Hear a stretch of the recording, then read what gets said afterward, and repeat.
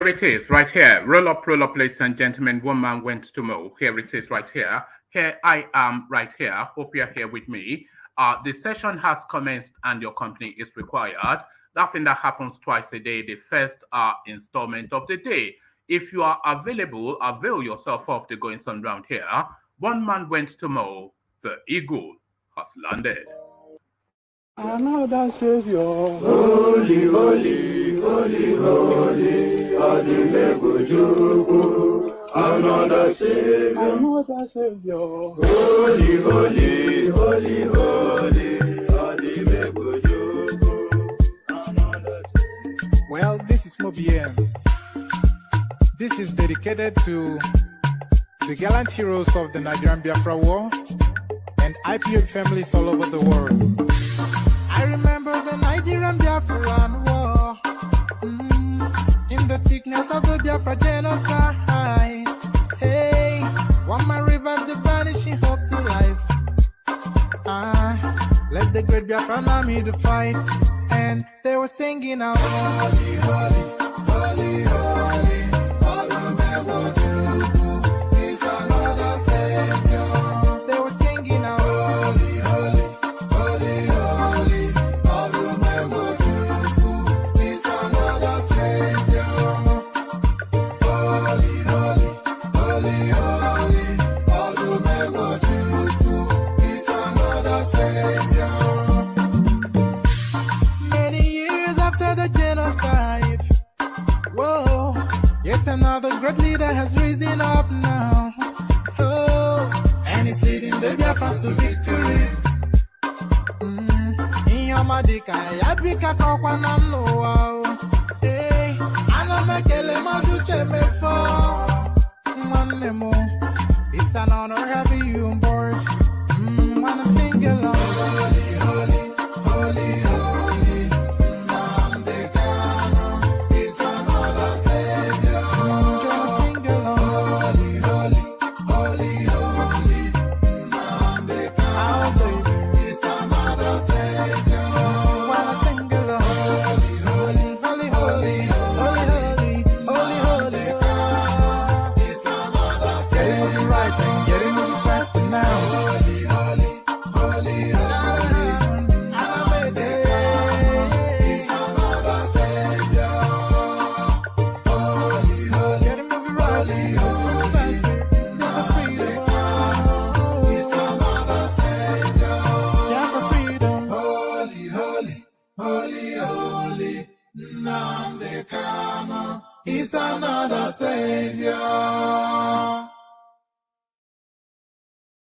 Another Savior. Holy, holy, holy, holy, Adimebujuku. Another Savior. Another Savior. Holy, holy, holy, holy, Adimebujuku. Another Savior. Well, this is Mobien. This is dedicated to the gallant heroes of the Nigerian Biafra War and IPO families all over the world. I remember the Nigerian Biafran War, in the thickness of the Biafra genocide. Hey, one man revived the vanishing hope to life. Let the great Biafran army to fight, and they were singing out, holy, holy, holy, holy, all the is another Savior. They were singing out, holy, holy, holy, holy, all the is another Savior. Holy, holy, holy, holy, all the is another Savior. Many years after the genocide, whoa, yet another great leader has risen up now. Oh, and he's leading the Biafrans to victory. In your madika, yabika kwa namno. Hey, anamekele mazuche mefo. And there it is right there. Holy, holy, Nnamdi Kanu, another savior. Holy, holy, as guys, I bring you this. Okowa and I are gentlemen. So this is Atiku speaking, of course, essentially hinting to the hooliganism that Wike is noted for as one of the key reasons why he had to abandon and pick Okowa instead as his running mate. Okowa and I are gentlemen, a headline attributed to Atiku Abubakar. So there's no gainsaying which direction that headline is headed, of course. By him emphasizing that they are gentlemen, then he's inviting you to contrast that with how you see what is his name? Not Atiku, is inviting you to contrast that with how you see Yemsen Wike. So there it is. So there it is right there.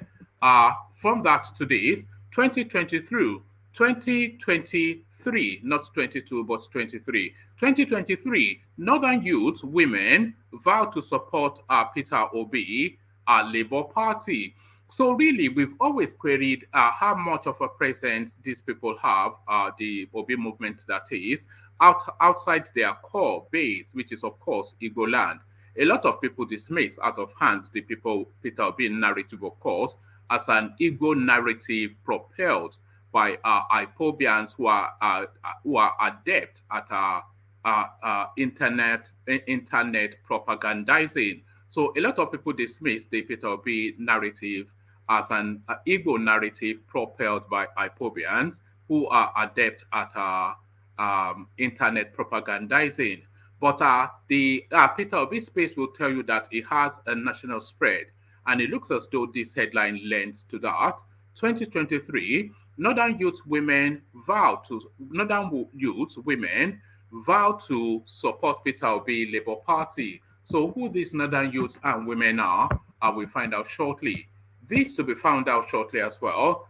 In an explosive memo, Supreme Court justices accuse Chief Justice of Nigeria, Tanko, of being irresponsible, morally decadent. So they say all of the budget, 120 billion worth of budget attributed to that space. This guy just pockets it and takes it to Saudi, where he really considers to be his home. So this is the goings on. It's the same thing that we see all the way through, isn't it? We see this with Abdullahi Adamu as well. They make him chairman of the party, and suddenly he thinks that entitles him to act as he wills. So this is the understanding. These people have no concept of democracy, of course, and you have to understand that Sharia is this guy's legal specialism. So it's a Sharia expert who now has been superimposed on a secular state as the Chief Justice. So no surprises. In explosive memo, Supreme Court justices accuse Chief Justice of Nigeria, Tanko, of being irresponsible, morally decadent. So what else did you expect is the only thing to say. Worst individuals in society are people leading Nigeria. This is Peter Obi, who goes on to say 70% of the people ruling Nigeria are lunatics. Peter Obi describes 70% of Nigerian politicians as lunatic. So I don't think there's any real equivocation with that. I'm not sure that anybody is training to disagree with that. A lot of them are the worst that you can imagine in human beings. Peter Obi describes 70% of Nigerian politicians as lunatics. And really, so say all of us. So say all of us. So that's the menu. Lean back, kick back, take it easy, relax into it. The usual protocol, as you're coming in, click on the like button. If you're not subscribed already, correct that as well. So having clicked on the like and subscribe button, at your discretion, click on the hyperlink that says StreamYard. So if you want to come and join me on the screen, the hyperlink that the last comment in the comment section, which I've highlighted there, is the hyperlink that brings you onto the screen. So if you want to come join me, click on that. But you must click on the like button and you must make sure that you're subscribed. And if you are coming on the screen as well, make sure you have your video, your whatever, your camera turned on, because people want to be matching your faces with your voices. So we are pushing for people to be doing that now. So click on like, subscribe, and then on the hyperlink that says StreamYard at your discretion. As we set about the clickings, let me provide a little bit of a musical intro to the readout of the talking points. Your glasses are at the ready as we join the guys. Only water, where they see ma. Water, only water, where they see ma.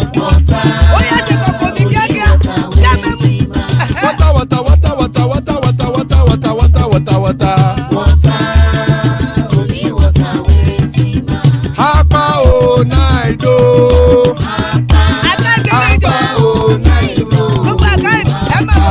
Hapa you don't come o.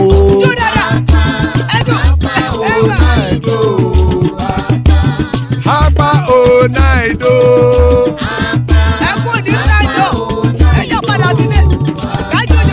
Oro kẹ̀kẹ́ ẹlẹ́mù yé o.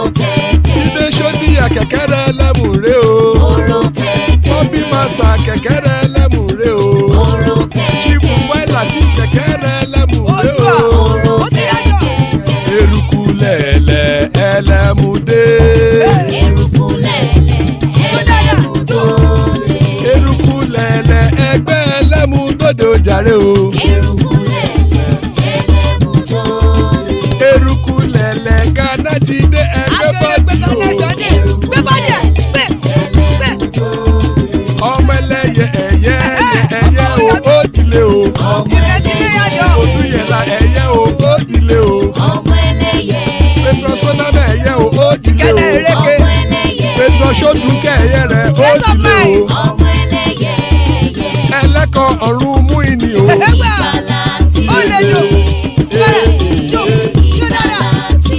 Àkùkọ ọ̀run mẹ́kọ̀.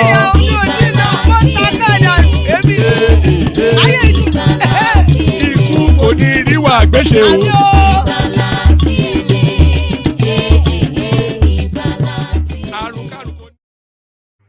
And there it is right there. Ikuku Niru Agweshe, the Kegites, may death have nothing to do with us. Ikuku Niru Agweshe, as guys, I bring you this.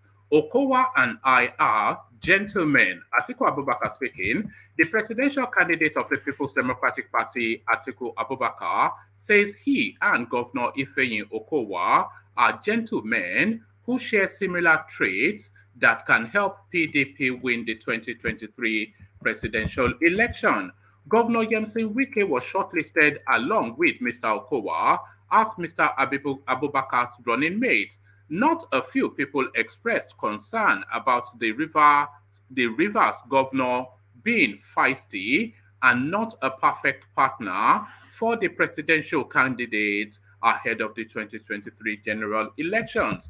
Mr. Abubakar, in his message to Nigerians on Sunday in Abuja, said the office of the president in particular required the holder to have clarity of mind on decision making. The governor of Delta State, Okowa, and I share a lot of personality attributes in common. He's a fine gentleman, but tenacious. His experience as a senator will come in handy in some of the legislative reforms that are urgently needed to reformat our governmental processes, explained Mr. Abubakar.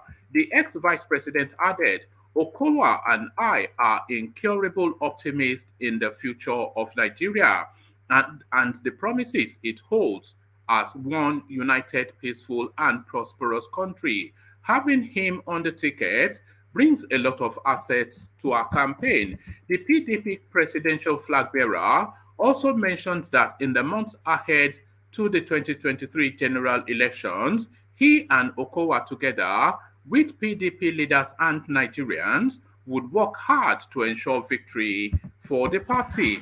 A victory for the PDP in the general elections is a victory for Nigeria. When we win, Nigeria wins. The stakes in the election are very high, and it gives me tremendous joy that I can count on your support to win the election and get to work in earnest. So that is what Abubakar Atiku had to say. So a lot, because you have to understand that when people speak, you have to listen at different layers. First to the words as just to the utterances that they're saying, and then to the undertones of it as actually what they are meaning. So this guy saying he and Okowa are gentlemen is inviting you to draw the contrast between Okowa's personality and Yemsen Wike's personality, and then make the decision on who you think he best would work with and who you think would best serve the interest of Nigerians. So if you think Yemsen Wike, you can it will have moments of that are inspired, of course, but the guy is just is too wild and too bouncy and too egocentric and too led by the need to command the space. So it'll be me all the way through with Yemsen Wike, of course, and you can see that. But with Okowa, you can see that it's a sort of man that will set about a work in a gentle and a diligent fashion. So this is what I think Atiku is inviting you to have a look at as a contrast between the two, and then to make that decision then on if he has made the right decision. 2023, Northern Youth Women vow to support Peter Obi, Labour Party. So we can't seem to get rid of this guy off the headlines, Peter Obi. No fewer than 15,000 youths and women from northern Nigeria state of Nasarawa have vowed to support the presidential ambition of Peter Obi, the candidate of the Labour Party in the 2023 general elections. Speaking to newsmen in Lafia on Sunday, the state southern zonal chairman of Peter Obi candidacy movement, Victor Lakar, explained that the youth decided to support the former Anambra state governor because of his leadership qualities. And you have to understand that Nasarawa, you may think of it as a northern state, but it's actually a majority Christian state. As you can guess from the name of the person, Victor Lakar. Lakar further said that the group, with members across the 13 local government areas of the state, was tired of politicians from other political parties who kept lying to the masses of providing good governance during electioneering campaigns, but ended up disappointing them.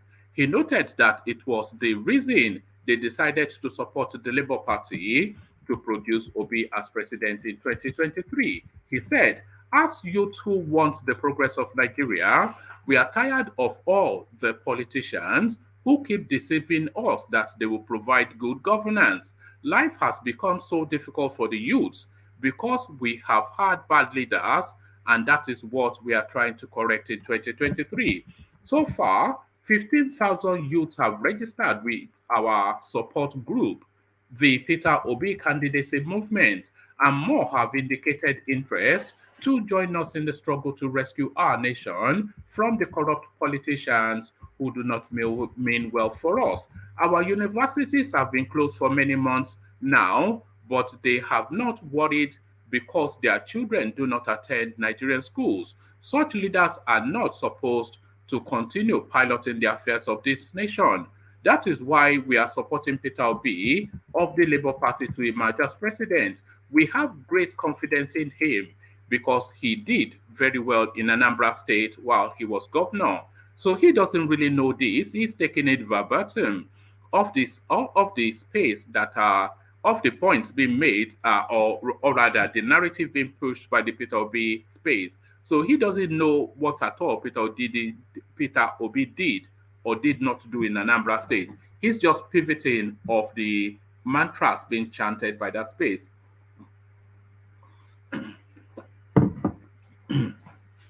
We have great confidence in him because he did well in Anambra State whilst he was governor. We believe he will do better if he is elected as president of Nigeria in 2023. So we are arguing all Nigerians who are yet to get their permanent, no, urging, not arguing. So we are urging all Nigerians who are yet to get their permanent voters card to do so immediately in order for us to vote in credible leaders to office in the coming elections. On his part, the state chairman of Labour Party, Alexander Emmanuel, said over 50 support groups have visited the state secretariat to declare support for Peter Obi since he emerged as presidential candidate of the party. He expressed confidence that the party would win the 2023 presidential election and all elective positions in Nasarawa State, adding that the citizens were tired of bad governance at both national and state levels. He said, in Nasarawa State, over 50 support groups have indicated interest to support Peter Obi and the party in the coming elections. Nigerians are tired of bad governance. That is why they are coming to declare support for our candidate. The leaders of other political parties know the antecedents of Peter Obi.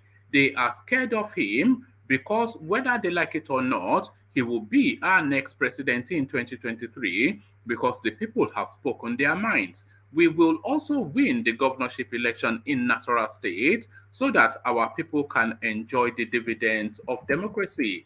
With the kind of support we are getting, I am certain that Labour Party candidates will win their elections with a landslide in 2023. So, somewhat wishful thinking, and the opportunity to test the Peter Obi narrative, of course, it came up in Ekiti State, and they ducked out of that. They ducked out of that. They avoided it. They swerved it, They did that move, that move. So there it is right there. So they're still hinging it very much on propagandizing. In explosive memo, Supreme Court justices accuse CJ and Tanko of being irresponsible, morally decadent. The justices of the Supreme Court of Nigeria have called out the Chief Justice of Nigeria, Ibrahim Tanko Mohammed, over poor conditions of service in the judiciary and the welfare of its members. In a letter by the justices seen by correspondents, members of Nigeria's judiciary expressed their concerns over their budgetary allocations that have not been increased in the last 4 years. We are serving this country diligently and to the best of our ability. We resolve disputes between the executive and the legislature, including all manner of disagreements between government and individuals. It will be a tragedy if the Nigerian public were to know that we were unable to resolve our own problems internally without going public, the letter said. The decision to write you formally must be seen by your lordship as an effort on our part to preserve the dignity of the judiciary and the respect accorded to us by governments and people of Nigeria. The issues raised by the justices in the letter include the issues raised by the justices in the letter include the failure to replace the dilapidated vehicles, accommodation problems, poor healthcare services at the Supreme Court clinic, and poor electricity supply to the Supreme Court. The judges called Mr. Tanko Mohammed's sense of responsibility into question, fearing a potential shutdown of the judiciary due to the raised concerns. The justices called Mr. Tanko's attention to an internal memo. Let me take that. In fact, let me take it all over again because I didn't quite, maybe not. Okay, let me just take it all over again. The justices of the Supreme Court of Nigeria have called out the Chief Justice of Nigeria, Ibrahim Tanko Mohammed, over poor conditions of service in the judiciary and the welfare of its members. In a letter by justices sent by correspondence, members of Nigeria's judiciary expressed their concern over their budgetary allocations that have not been increased in the last 4 years. We are serving this country diligently and to the best of our ability. We resolve disputes between the executive and the legislature, including all manners of disagreements between government and individuals. It would be a tragedy if the Nigerian public were to know that we were unable to resolve our own problems internally without going public, the letter said. The decision to write you formally must be seen by your lordship as an effort on our part to preserve the dignity of the judiciary and the respect accorded to us by governments and people of Nigeria. The issue raised by the justices in the letter includes the failure to replace dilapidated vehicles, accommodation problems, poor healthcare services at the Supreme Court clinic, and poor electricity supply to the Supreme Court. The judges called Mr. Tanko's sense of responsibility into question, fearing a potential shutdown of the judiciary due to the raised concerns. The justices called Mr. Tanko's attention to an internal memo served by the chief registrar, which notified judges that electricity would be supplied to the court between the hours of 8 a.m. and 4 p.m. daily due to lack of diesel. The implication of this memo is that the justices must finish their work and close before 4 p.m. Your Lordship, with all due respect, this is the peak of the degeneration of the court. It is the height of decadence and clear evidence of absence of probity and moral rectitude, the justices wrote. Your Lordship, this act alone portends imminent danger to the survival of this court and the judiciary as an institution which is gradually drifting to extinction.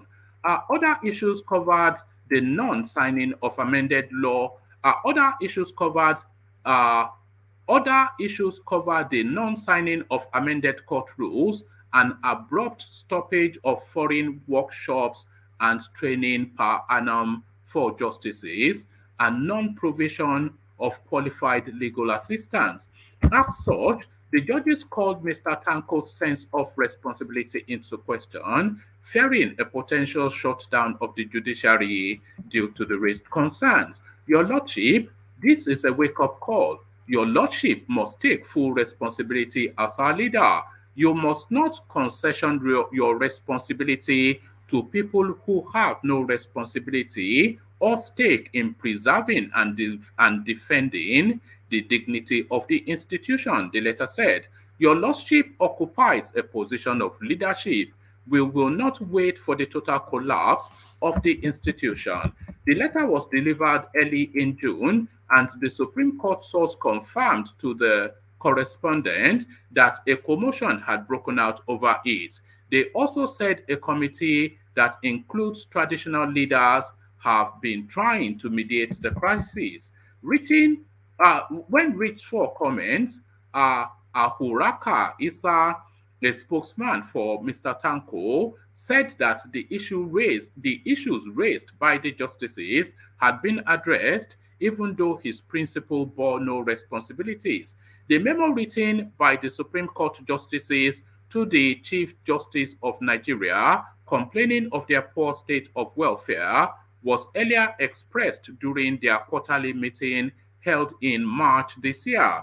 The CJN was attending to the complaints before his colleagues decided to reduce the complaints into writing. They have been settled now, and the Apex Court bench is calm, Mr. Issa responded in a statement. CJN is not the cause of Supreme Court justices' financial woes, but a collective woeful working condition.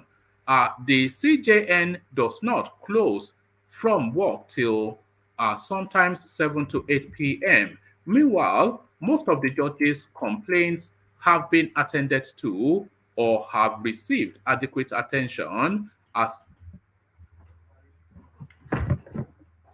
Yeah, hello. Oh, yeah, can I have that? Thank you. Cheers. Jonah? Thank you. Cheers. Sorry, there it is right there. I was just taking a delivery. So there it is. I think it's some clothes items. So yeah, so that's that. The Chief Justice of Nigeria is not the cause of Supreme Court justices' financial woes, but a collective woeful working condition. The CJN does not close from work till sometimes 7 or 8 p.m. Meanwhile, most of the judges' complaints have been attended to and have received adequate attention as they were made to know during their meeting with the judge, with Judge Baggy, he added. So there it is right there, and it scans then in the memos written by the judges. So there it is, Tanko Mohammed, in the tradition of Fulani looting. What's the other one? The Accountant General looting, the Minister of Justice looting, the XYZ looting, the one in charge of welfare packages, Sadia Farouk stealing everything. So this is a Fulani Malays. Worst individuals in society are people leading Nigeria. So this is something that no one can disagree with. Peter Obi finally says something that is universal and factual. Labour Party presidential candidate Peter Obi has slammed politicians ruling Nigeria, describing them as the worst leading. This is the only country where the worst are leading. I, I was a trader and gradually entered into politics. When you take far more than you need, you are sick, stated Mr. Obi at a conference organized by the Revival House of International Church, Abuja, on Sunday. If we get young people with the competence and capacity there, things will change. Mr. Obi had spoke. Mr. Obi had. Sorry, I'll just take. I don't know what's going on, but it's not flowing in the way I prefer today. Uh, Labour Party presidential candidate Peter Obi has slammed politicians ruling Nigeria, describing them as the worst leading. This is the only country where the worst is leading. I was a trader and gradually entered into politics. When you take far more than you need, you are sick, stated Mr. Obi at a conference organized by the Revival House of International Church, Abuja, on Sunday. If we get young people with the competence and capacity there, things will change. Mr. Obi had spoken about the looting spree recorded under President Buhari's regime. Vice President Yemi Oshibanjo, while unsuccessfully contesting to be ruling APC presidential candidates, had vowed to continue with his principal's legacy. Last October, The Economist said Nigeria under Buhari had become a crime scene of destructive magnitude in Africa. When violence erupts, the government does nothing or crack heads almost indiscriminately, the paper said. It also lamented how Mr. Buhari worsened the country's economy, plunging millions into poverty. Economic troubles are compounded by a government that is inept and heavy handed, the paper said in its October 23rd issue. The Economic and Financial Crimes Commission, EFCC, recently arrested the Accountant General of the Federation, Ahmed Idris, for looting 80 billion. How do you explain that one person took 80 billion? It is not greed, it is sickness, said Mr. Obi. When you take 1 billion, that is greed. But when you take 80 billion, that is sickness. Mad people have taken over our politics. The former Anambra State governor urged Nigerians to take charge of the country from politicians. The former Anambra State governor urged Nigerians to take charge of the country from political leaders he described as lunatics. We can't allow this gangsterism to continue. Nigerians should take back their country. 70% of those who are in politics today should not have any reason to be there. I have said it. Politics is Nigeria. It's a case of where lunatics have taken over the asylum. So the first thing that Obi has said yet that I can 100% agree with and applaud. So that is Obi then. The lunatics have indeed taken over the asylum.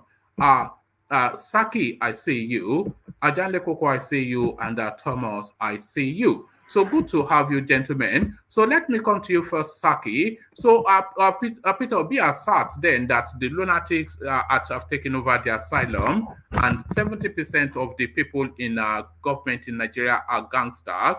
Do you think it's being a bit kind to them? Because I would say a good 95% of them, they're bastards and gangsters. What says you, Saki? Unmute. Unmute, Saki. If you can hear me, unmute. Okay, let me go to Thomas because you're clearly not ready. So, Thomas, are you there? Oh, can you hear me? Yes, Mama. Yeah, so let me go to. So you have to unmute yourself, Saki, so we can hear you talk. Yeah, I've done that. So two Peter Obi's commentaries. What says you? Yeah, good morning, everybody. Good morning, one man. You are doing a very great job. I like your platform, and I like the tonality of your readings. Whenever Thank, you read these things, I mhm. like the way you do it. Thank you. You're quite good there. Mm. Yeah, what P2B said is not something that is strange. It's what everybody knows, and that is the truth. And I'm particularly happy because for once you've said that this is where you agree with P2B 100%. So I'm really happy for that. No, if you Not to can be not, going after them in that tone, then yeah, I mean, then I'm on board with that. But if he wants to yeah. be doing from Biafran something, that's where I just don't. I can't be part of the IPOP something. But if he's Well, going with this tone, then I like yeah, this one. Yeah. yeah, yeah, yeah, yeah. That's good. That's good. All right, brilliant. To Atiku describing somewhat by extension Williamson Wike as pretty much a hooligan. It says Okowa and I are gentlemen, and it's giving them that as a reason why he chose Okowa. Then, of course, then you have to reflect that that is the reason why he did not choose Wike, who essentially is just a lunatic. Is this just madman act of Wike? Is this what has really cost him that seat? I would say, if I was in the article shoes, I would still do the same. I wouldn't. Atiku has been one time vice president to Obasanjo, and you can see the how the experience was that time. So Atiku is somewhat being very careful to not to make the same mistake possibly Obasanjo made. So I think to Atiku, he knows that if he picks Wike as the vice, it's not gonna be easy. Wike seems to have this domineering kind of posture. So You I will see, do the, the the, same. the, the issue, Saki, is the issue is um, if, Atiku is an alpha male, but then also Wike is an alpha male. And you Yes, can't yes, have two alpha males yes, straddling the same space. You yes, have of to, course. because Wike will struggle to support it just doesn't know how to play second. And Yeah, that is the role of a vice president, second. yes, yes. If Obi was still there, Obi would have been the better candidate. They would have been his better choice. Do you Uh, think Obi made the right move to leave and then start this space that he has now ignited? I wouldn't. I think if he was the vice, PDP will definitely win. If he has been there, PDP will definitely win. But moving to Labour Party, uh, I don't know the chances. I don't really know. You know. But maybe he has his own reasons for taking that chance. Maybe he wants to test his own popularity. And what are you making of the rumors of people asking you to speak louder, Saki? Okay, Uh, okay, what, okay. what are you making of the rumor of Yemsen Wike now? A rumor now almost start turning into reality, crossing over from PDP to APC just because of the number of treachery that's been thrown his way. So he's been having meetings then with the APC space. Would you recommend that he makes that move? Uh, I wouldn't recommend that. I wouldn't recommend that. I think Wike,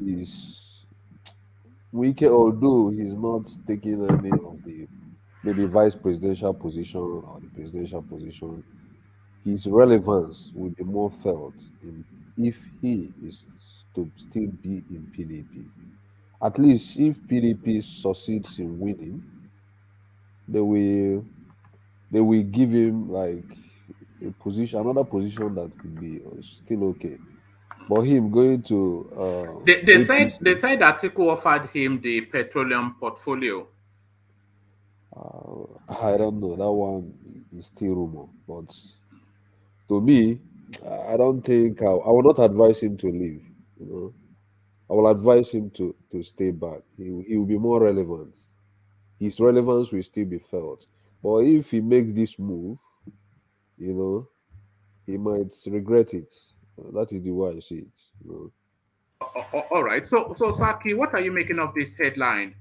Northern youth women vow to support Peter Obi and Labour Party. So this is Nasarawa State, and the youth space they have gathered as much as 15,000 persons to sign up to the Peter Obi movement, and the secretariat of Labour Party in Nasarawa State, they are saying they are being overwhelmed just by the demand of people that want to climb on board the Peter Obi train.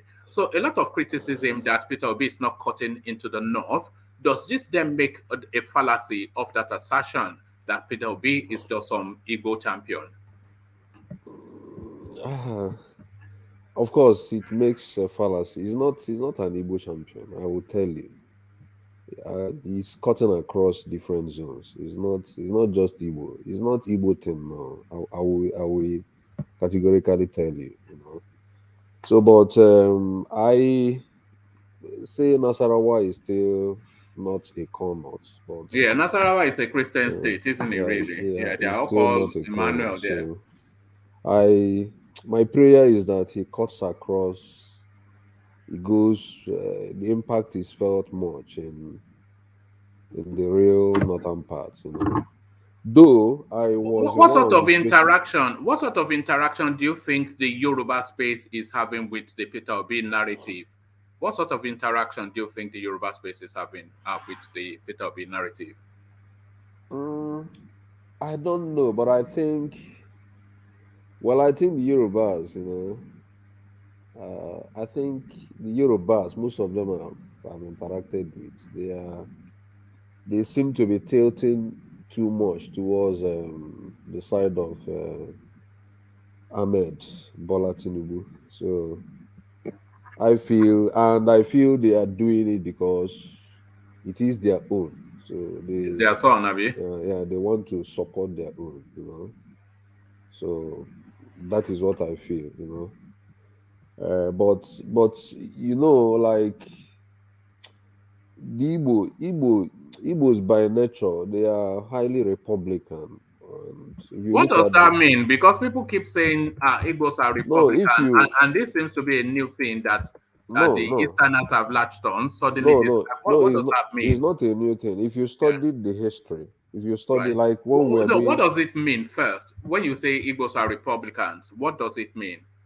kingless, they are kingless, they are acephalous, you know, they are kingless. That is in Igbo language, they will say Igbo Enweze. That is nobody commands them. There is nothing like What this role command. does Obi what role does Obi play in Igbo's community? I don't know what in terms of I didn't I don't understand what you mean by what role he Like plays. Obi of Onisha and Okay, Obi of Obi Onitsha. of Yes, Unewi and all that, those. when we say kingless, Yeah. I don't mean that they don't have kings that represent them. What I mean is that they don't have this structure of command and rule, like commands. They don't. Does the Igwe and the Obi, do they not have authority over their subjects? They have authority, but the authority is not like the Igwe does not. If Igwe comes and say do this, people will not take it so seriously, like the way it is taken in the northern part. You understand what I mean? So what I'm trying to say is that if you read the history, like government now, if you read the pre-colonial political administration, you know, before the coming of the colonialists, you will see that the Igbos, you know, they have like a very democratic kind of setting, where before a decision is taken, they will vote on that. They will vote on it. Yeah, so they do sort of majority rule. What do you mean vote on it? They have a count. They have an Obi or an Igwe who has a council of chiefs who makes decisions. They don't go. They don't ask the town crier to gather the people in the square and say vote red, vote black. No, The palace makes decisions. no, Yeah, The they have others don't council. care. They have council of elders now. Yes, they and have they make the decision. So I they don't know have what this no Republican thing that they have council of elders, yeah. but before a decision is taken, they will come like in the pre-colonial period. I'm saying they will come like in an open space to reach consensus. It's just like today in Nigeria, we still have legislators, we still have ministers, but before you do things, it has to be on democratic principles. That is what I'm trying to say. So that is the pattern the Igbos used, and that is why indirect rule was never successful in the eastern region. It was highly a success in the northern region, but when it came to the east, it became a failure. So You to be know, honest with you, Saki, I consider that Republican some cobbled together narrative because I no, from my reading of history, the Southeast have a monarchical system no, no, with a not a chieftaincy monarchical structure. system. No, Yes, you do. You have obis and igwes, and then you have councils of chiefs. Decisions are made, and then they send the town crier to go and bring the decisions in I the think community. you have to revisit the history and read it again and see what they said there. It's not the Igbos. You can browse it. The Igbos pre-colonially, they were a cephalous society. It is a word in government, or rather in history. It is called acephalous. They Yes, are they are not they not are having a head. It's not a yes, they cephalus are because they do kingless. have a head. They do A have a king. head, no, So not having a king. You are seeing it from they are not an acephalous no, society. They have a king. They you have are an see- obi. you are seeing it from having a leader. I'm seeing it from how do they how do they respect their leaders? No, How no, do they take no. authorities from their A leaders? cephalus is not to have a head, and in this instance, to have a king or a leader. But you do have a king and the or a leader. So you are not an acephalous society. Yeah. So, but what brought me today is that I don't want you to see it that once an Igbo man comes out, Igbo people will start pushing him. If somebody like Okorocha came out, nobody will listen to. Nobody will vote him in Igbo land. If somebody like Uzodinma, Uzodinma comes out, that is the governor of Imo State, I don't think anybody will waste time trying to talk about him. So if somebody like Ojo Zokalo now, nobody will even talk about him. So and it is not a region where you will say the Igbo will say vote for this person and people will begin to vote for this person. No, it's not like that. I must tell you. All right. So that's brilliant. So well done, Saki. Good to hear your voice. People wanted you louder, but I won't push you to be louder because that is your tone. So stay Can with you us. hear me now? No, we can hear you, but no, Okay, that's that's good. fine. I think everybody heard clearly what you had to say. Mm. So stay with us, Saki, as we go to Ajale Koko, who was interjecting a moment ago. So at Ajale Koko, I don't think there's much disagreement with this statement. Peter Obi describes 70% of Nigerian politicians as lunatics. The only disagreement would be to say that he's generous too much to them, because I would say 95% of them to just be in some asylum somewhere. And he's citing the example, by the way, of the accountant general that loot 80 billion naira. So he's saying that if he has stolen 1-2 billion, that's just greedy. That's just. But when you're stealing 80 billion, that's almost like a mental illness, But he's just stealing for sport, isn't he? The opportunity presents, so why not just take it? And he can take it, so he took it. So 70% of Nigerian politicians are lunatics, says Peter Obi. Would you concur or even increase the percentages? Ajanle Koko. Good morning, everybody. Good morning, good afternoon, good evening, wherever you are. Wherever you are, you see. Yeah, This is wherever you are. Baba Kure style. Yes.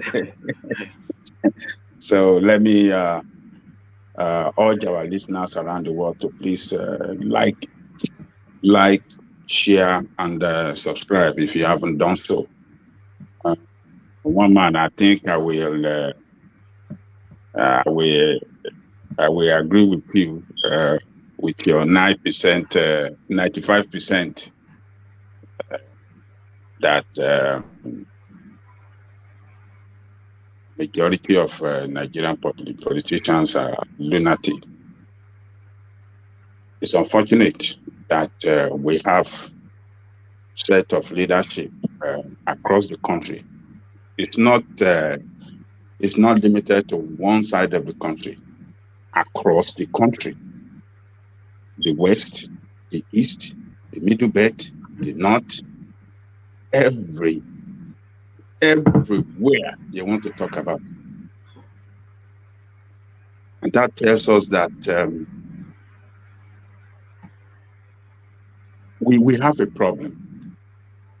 All of us as people, we have a problem. There is no Nigerian politician, Ajanle Koko, from councillor to president, that is not living, visibly living a lifestyle that is a million times outside of their means. You know, there's not the lifestyle they live. It's not justified both in their antecedent and their current income. So everybody is just stealing. Yes. It just, I have said it here several times that what we see is in the leadership across the board in that country is the reflection of who we are as people. So if you want to call them 90% of them or 95 lunatic, majority of Nigerians are lunatic as well. You know, a psychologist from UNILA came out to say that a couple of years ago that 80-something% of Nigerians they carry some form of mental disorder or the other. Yes, that is true. If we are not lunatic, why do we continue to vote for them? That is reflection of who we are, whether we like it or not. So Obi himself, that called them lunatic, is lunatic too. Because he's been corrupting. Yes. Yes.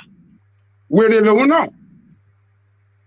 He be corrupting with them, be participating, he be partnering, he be friendship with lunatic for several years. He had jumped from one party to the other, doing it the same way they were doing it. So he cannot exonerate himself. He's part of the lunatic too. It's just insane. It's just insane. I mean, that's what is going on in Nigeria what is going on in Nigeria is a madness, and we are all complicit in it, though, and we talk about it as though we are talking about something normal. It's madness. What is going on in Nigeria? Madness. Ajanle Koko. No, your system is breaking heavily, Ajanle Koko. Are you in the basement again? One man. No. Sometimes Ajanle Koko is in his basement, you know. So I know. I was just joking. Yeah, that's true. You get it right, one man. Can you hear me better now? Yes, we can. Yeah. Yeah. Carry on. So, if what is going on in Nigeria is what we have around the world, this whole world will have turned to. It will have been a different story we'll be talking around the world. The world will not be a place for human existence anymore. So, what he said is right. He is one of them. And we are all guilty of the same thing. We are all lunatic. A lot of our people in that country, no side of the country exceptional, they are lunatic in Nigeria because these people that destroy their life every time, they continue to vote for them. They continue to vote for them. We can say, oh, they rigged the election. Go and look at them. Why are they taking money before they vote for them? Does that not tell you that they are lunatic people? Is that not a sign of lunatic, or how do I say it? You know that after taking money and voted for these people will not look back. They will not provide road. They will not build good school. They will not build hospital.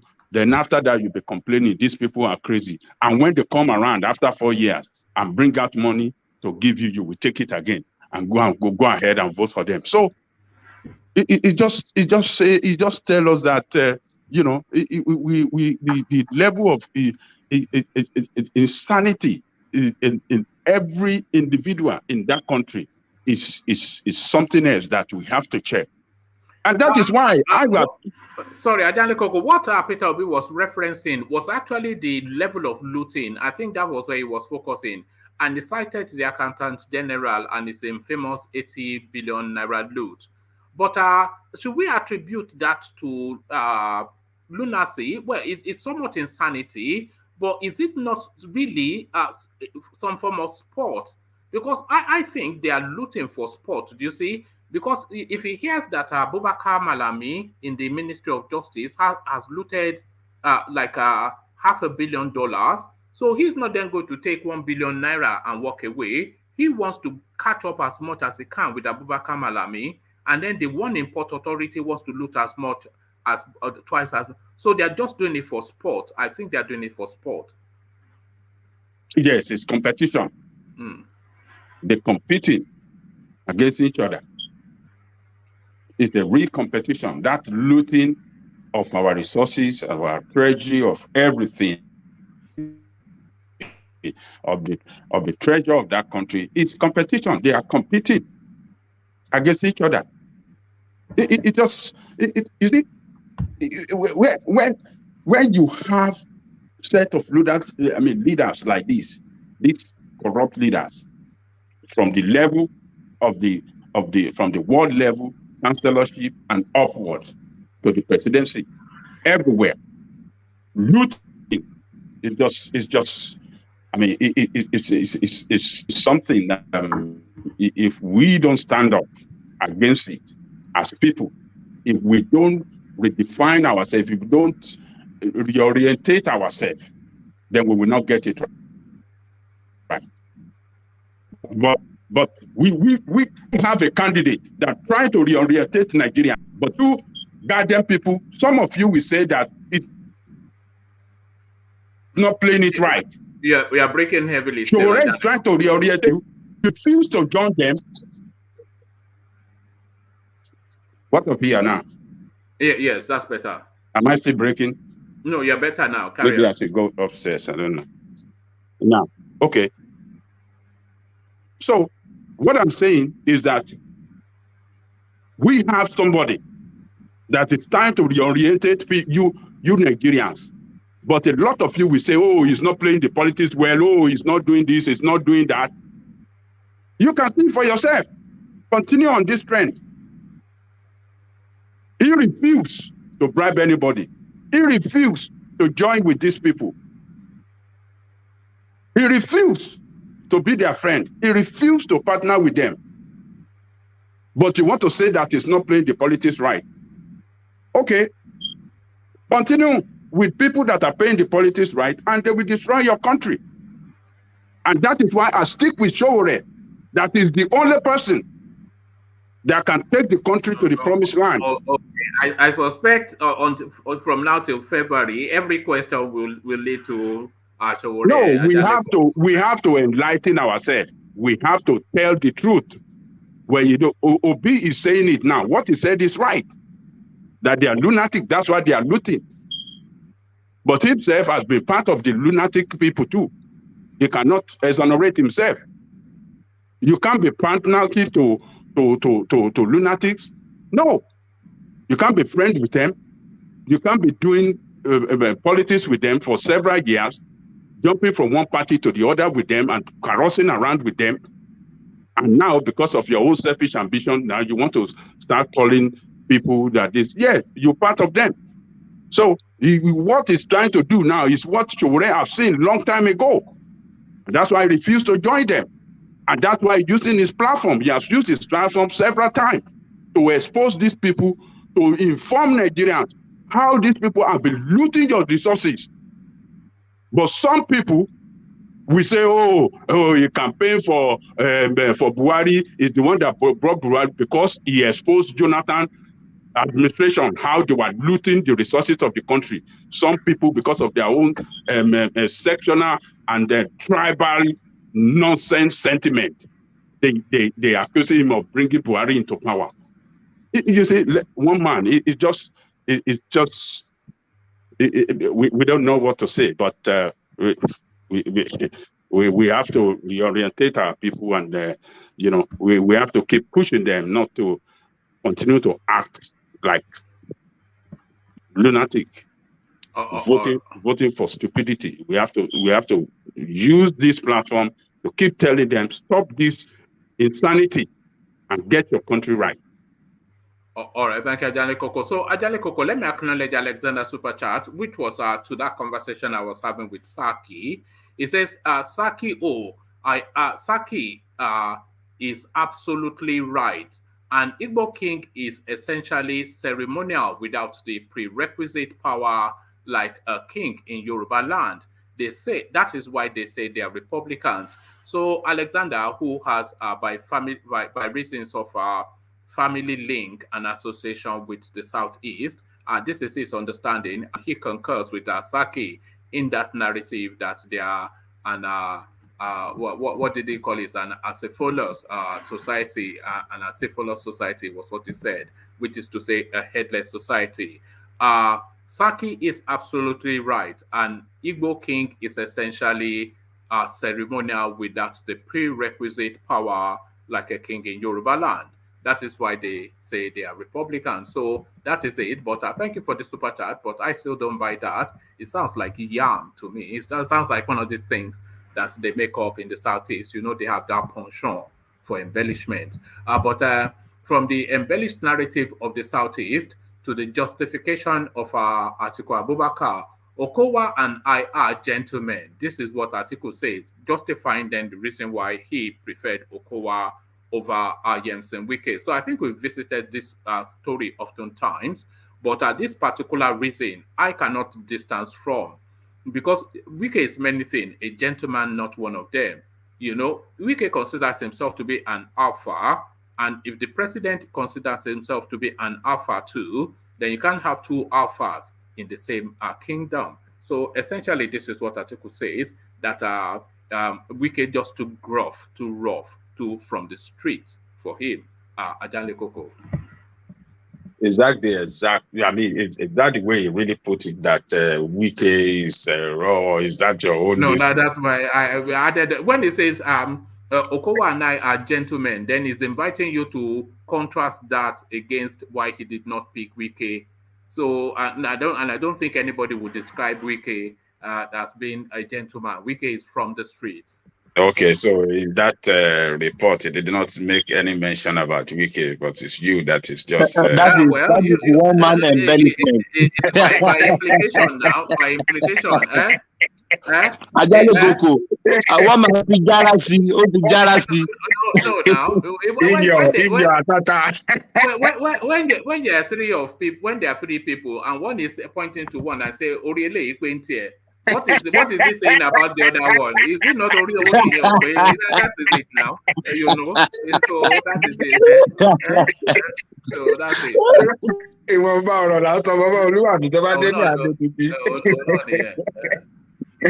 No way. Well, that is Okowa is a gentleman, and I think Atiku said it right. He picks somebody that he knows that could work with him, somebody that could be loyal, somebody that excellent guy too, upstairs. So let's see how it will work for them. But that guy Okowa, I think from the academic standpoint and political experiences from different level of governance that is bringing to the table with Atiku. I think they are quite enormous. It started from local government chairman. It's a medical director. It's a medical practitioner. It's a medical practitioner. He was an A student when he finished his secondary school and when he went to university. And he started as a local government chairman. He served as secretary to the But government. Ajale Koko, why don't you advise Shore to go and start from bottom as well? Thomas, what are you talking about? Everybody have the right to do whatever you want to do. So he served as secretary to the government, as commissioner, as senator, and he served as governor now. So he's bringing a lot of experiences in terms of administrative experience, local government administrative experience, state administrative experience, legislative experience, a lot of area of experiences bringing it.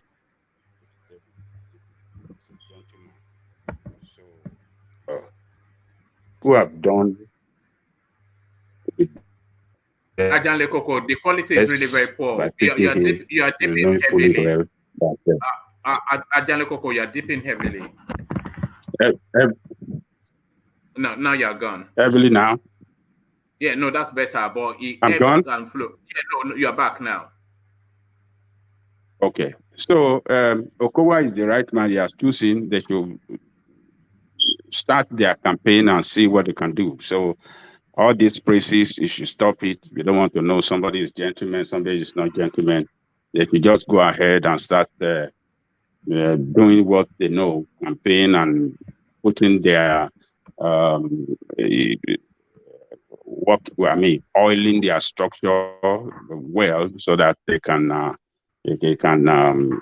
propel them to presidency. So they should stop praising each other. Somebody is gentle, somebody is this, somebody is that. So, but Okowa, I think, bringing a lot of experience, the area of experiences to the table with Atiku. To me, is the right choice. He's an Igbo man as well. So the East, this is one of their own on the road to the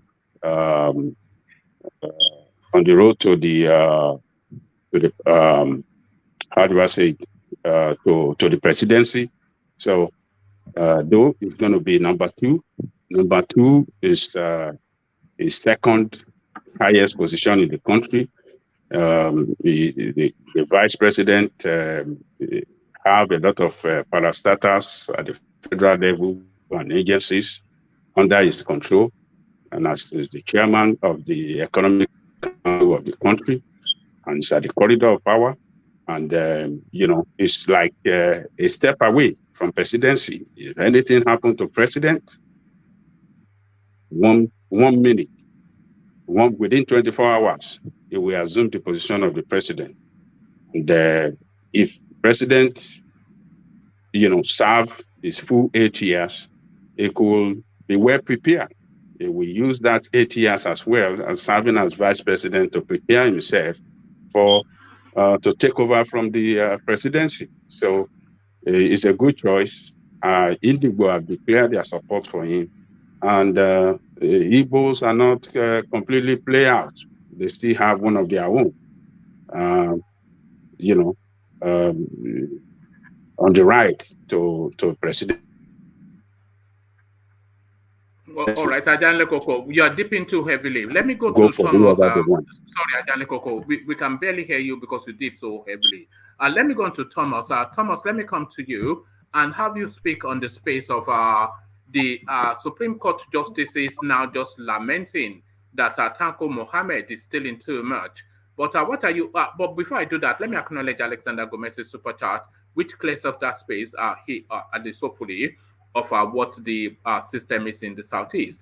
Igwe/Obi is what we will call a Bale, and not quite an Oba. So that's essentially is the understanding of the Eastern monarchical or not system. But thank you for the super chat, Alexander. But to you, Thomas. So the Supreme Court are complaining that Tanko Mohammed is now looking too much to the point that is affecting their ability to function. Can you hear me now? Yeah, we can hear you now, but we've gone on to Thomas because it was dipping so heavily. So because it was looting so much. But what is the expectation then, Thomas, that you put a Sharia court specialist in charge of a secular judicial system? So you cannot expect anything else other than asking an electrician to come and do carpentry work, and then you said the work is not done well. Yes, and you say the work is not done well. So what are you making then of this complaint from the judiciary about the Chief Justice of the nation being just another looter? Oh, thank you, woman. Good evening to everyone. We are in evening here. It's very unfortunate, woman. The man at the temple of justice, and if we are finding people are it's been alleged of this allegation, it called for big concern, because if this same man will be taken to somewhere, it's this same court that will judge him. So why will he judge himself? I think that's the most hierarchy in our temple of justice, a Supreme Court justice. So it's very unfortunate, because even stealing, all this stealing. If you are stealing, if they brought somebody that stole to you, you will even look away sometimes, or maybe even go behind and negotiate with the same person, because he has stolen so much. You too, you can even tap from what he has stole. So this is very unfortunate. And woman, if we don't get our justice well in that country, there is no headway for that country. Because if they will say, if just somebody offend you, or you feel disappointed, it's the same court you will go to get justice. But the same court, you are not getting justice. And even the people there at the temple of justice there, even they are the most corrupt human being. So what is the headway for us? I don't know what to say. I don't know what to say. It's very frustrating, woman. Frustrating. All right, thank you, Thomas. So Thomas, let us go on to Mr. Morui. And Mr. Morui, I want you to speak. I want to speak on Obi. But you have to be a bit more robust, or not just I don't know woman. I need I need more expansion and more, not okay, speak on Obi, but be a bit more, Yes, yeah. Obi, what Obi said is to me, well, to me is right. Is right, because the madness is too much, woman. When I saw Ekiti election, and I saw EFCC going about being hypocrites, it's very unfortunate, because they went there, they were searching people, vote buying. It's still under this madness, woman, because if delegates can be paid, and we haven't heard anyone being arrested till now, and people were buying vote, and you are arresting people buying vote, it doesn't make sense in any way. If they can arrest all the delegates that Tinubu paid, or Atiku paid, or all of them paid, and they were arresting people buying vote, it's just the same madness. And I will say, every time we come here, we speak about our country. People think maybe we don't love that country, or we are trying to bash the country. No, we are here for the country to move forward. Remember one day, one man, I asked you, I said, did you see any good news anywhere?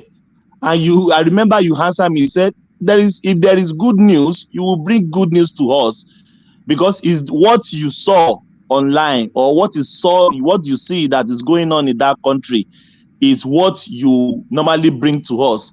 But it's just same madness, and madness.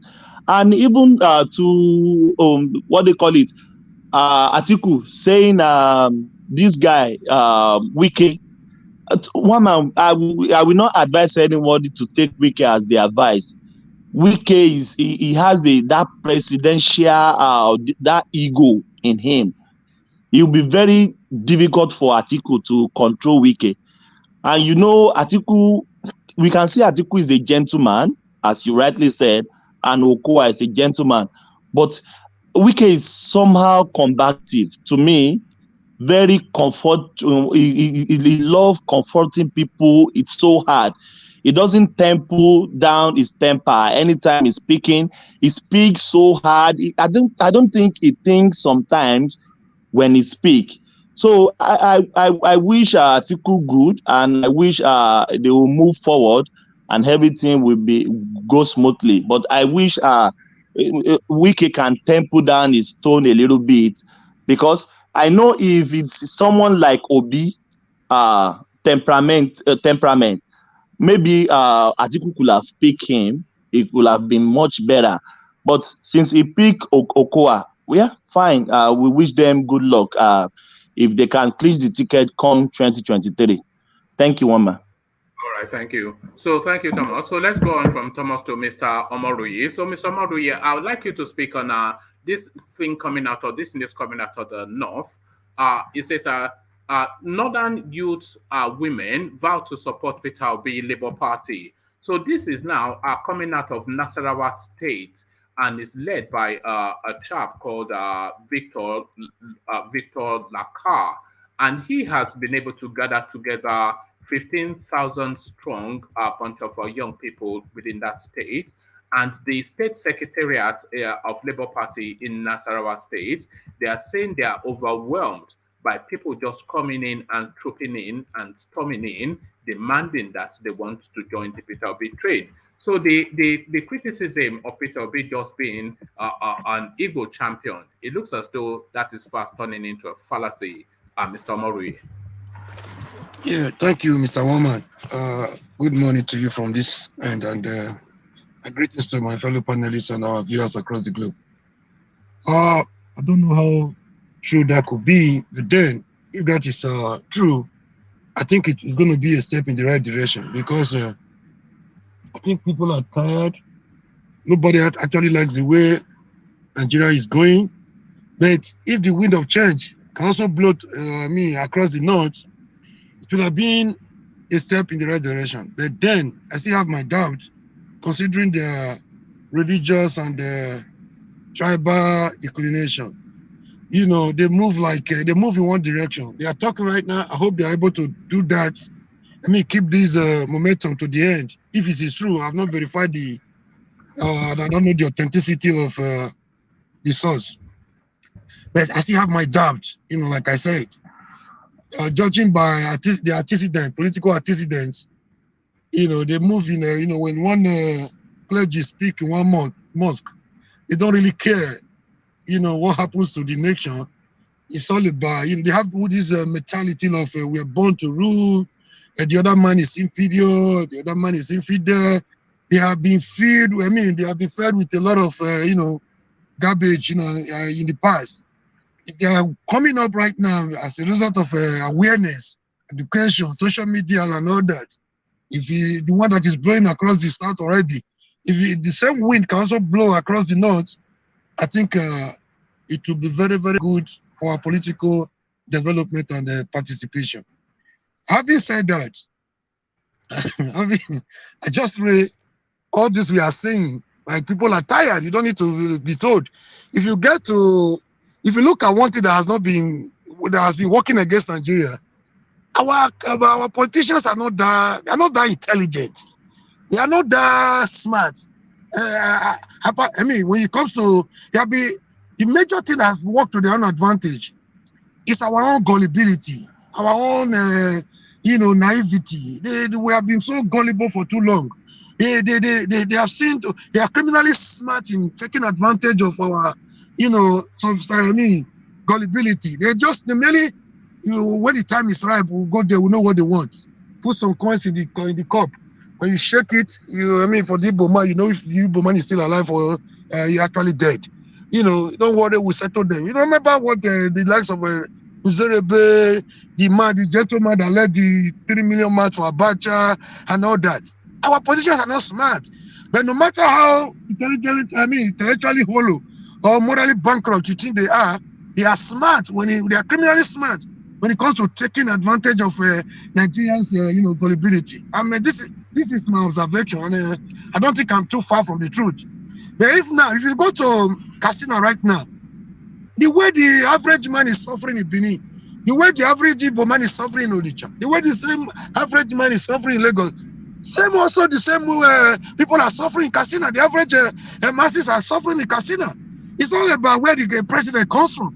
It's not about whether it's a Muslim or a Christian. Poverty does not know religion. Poverty does not know tribe. Poverty does not know imam or a pastor. So if we can wake up, if this one can be a wake-up call to every Nigerian, I think it will spell a doom. It will be an end to these notorious criminals we call our rulers. And it will be, it will be the greatest thing that has ever happened to this nation. But one thing I'm seeing, the 2023 presidential election is going to be a watershed. It's going to be, it's going to be a reference point in the political annals of Nigeria. Things will change. Things will change, but I cannot say exactly to what direction. If I just hope and pray, like I said yesterday, if this support we have on social media, if this youth movement, like I told you yesterday, I said something about Obi. The person that was challenging me on the comment section yesterday, if you think it's about Obi, let Obi risk becoming a vice to Atiku, for example, and see how it's going to crash land. If you think it's about Obi, let him make a blunder now different from what people are agitating for and see how it's going to. If it's about Obi, it will be the financial. He will be able to dictate the direction people want to go. No, it's not about Obi. It's a people's movement. He's going to be a beneficiary, either by providence, I don't know, either by his messages, that the message is giving out is resonating with the suffering Nigerian masses. It's not about Obi, it's about people movement, about people, about the downtrodden, about the oppressed, about those graduates that don't have job, trying to wake up once and for all from their slumber, to tell the godfather, to tell the criminals, enough is enough of this nonsense. That is my submission for now. Thank you very much, Mr. Brilliant. Well put, Mr. Omoruye. So still staying with Mr. Obi, Peter Obi rather, Mr. You see, you have the one that is introduced. We don't usually do Mr. on this platform, but still staying with Peter Obi. He, in an interview, he asserted that that 70% of Nigerian politicians that they are lunatic, they have mental health issues, and is using the example of the accountant general of the country, who we all know stole us 80 billion naira. So 80 billion naira just within the short space that he's been in that office. So Peter Obi was lamenting that if he had stolen $1 billion or $2 billion, you would say it's a greedy man that was after wealth. But if you just go from one ministry, still 80 billion naira, what Peter Obi is insisting is that that is more than greed. That is a mental health issue, that this guy is really mentally disturbed. And is inviting us to conclude, to accept that 70% of the Nigerian political space, the people that lead the country, they are afflicted equally as the accountants general, and they are all insane. So do you think Peter Obi is being too generous with them, and the percentage might well be even higher, Mr. Omoruye? Yeah, it's far higher than that. If you, I will put it at the range of 95 to 99, because he just. But I want to correct one impression. He has said something very, fine. But I don't want to also believe that it's too late for Obi to tell us this. if Obi has been on this grant, he has been on this grant, since, I think it will have been a more welcome development. I mean, it's never too late to say what is right. This is some of the things we have against Peter Obi.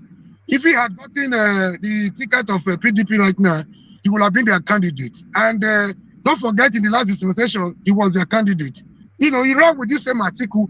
The money from Dubai, he knew how. I could remember vividly. I hope a lot of people do too. In the run up to 2019, they all went to. They could not go to America. They could not go to Britain. Their meeting point was Dubai. They went as far as using people like Ashnopi and the other guy, Mofa and Co. Just to get the dollars they wanted for that election. Obi was part and parcel of that thing. So if he's telling you anything, he's coming from the right source. Obi knows so much about them. This primitive accumulation of wealth cannot be better described by other than madness. It's madness. It's tantamount to insanity. They are gathering more than what they need. Even if their last generation don't need what they're accumulating at the detriment of the masses. Nobody in the right senses will think the way they do. Is it the Tinubu of the Jagaban of Lagos? Is it the Atiku Abubakar? Atiku started stealing right from custom. If you look at his qualification, for getting into custom, you'll be amazed. There was even a crime he committed. He took the intervention of IBB and one prominent traditional ruler, to get him out of prison.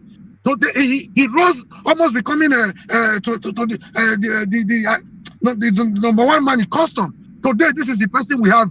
Look at his performance as the VP. Look at his performance as the chairman. Privatization of public utility, BP, whatever. He took advantage of that to sell Nigeria to himself and his cronies. Today, this is the best PDP could offer us. Look at the other side, APC. Yeah, man, Tinubu would have been okay, if it were 10, 11 years ago. And look at the man that cannot even, it's becoming a very, incoherent. Your PVC has expired. Your people are tweeting on WhatsApp. People are employing 50 million Nigerian youth. Give them a backdoor. Is that the person we want to be signing documents for Nigeria? It's very pathetic. I just wish. What do you have against Agbado? Agbado is good for your health now. 50 million Nigerian youth for military to fight Boko Haram. Who will be? How many are we in total? You feed them Agbado now. Can I interject? Agbado and Cocoyam. Cocoyam, right? PVC has expired. The PVC has expired. Mr. Can I interject? It's called a permanent voters card. It doesn't make sense. The guy, you don't need a prophet to tell you that the guy is not at his best. Let's not be sentimental about these issues. If we make another mistake in 2023, my brother, I'm already getting old. The Nigeria I've been fighting for. I wish if it to come to pass before I go to my 6th week. I'm afraid.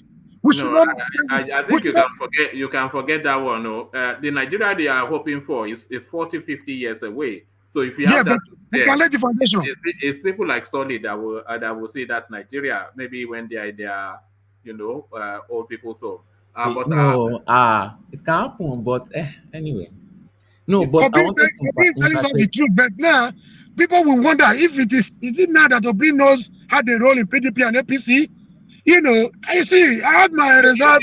You see, Mr. Moriu, you see, I think you are the same, but this rebranding of Peter Obi is something that I am a bit reticent about, because as you rightly said, if Atiku won that election in 2019, so if the will of the people or whatever it is that happened in 2019, if you follow through, Peter Obi will be the vice president now of Atiku, who will be looting as he has been looting all the way through. And Peter Obi will be cutting it. So it will be the Yemi Oshibanjo that people will say he has no power. So he was part of the system all the way through.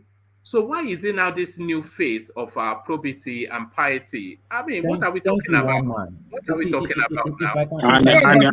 And he always refers to Atiku as his boss. He always refers to him as his boss.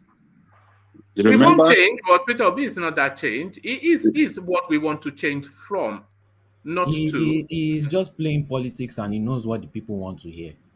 Yeah, he has to be careful too. I saw one thing yesterday, arrival at the airport. He should be careful the rate at which you want to make people feel is the Jesus Christ of our time. It was so loose yesterday. They could get rid of him if he's not careful. We are more intelligent than the kind of hanky-panky politics he's trying to play. We know who he is, we know his background, we know where he's coming from. It does not remove anything from his credibility. But his political family association have not been anything to write home about. It's just, like I said, I want to repeat, it's about the people movement, about the people who have suffered, who have been taken for granted for too long, who have been subjugated and relegated for too long, yearning for a change. It's not about to be. Thank you very much. All right, thank you, Mr. Murray. So, Mr. Murray, let me go from you, for reasons of time, to Rational Mind, who joins us. So, Rational Mind, always a delight having you. Peter Obi's assertion, though, that 70% of Nigerian politicians are lunatic, and I think that's the exact word.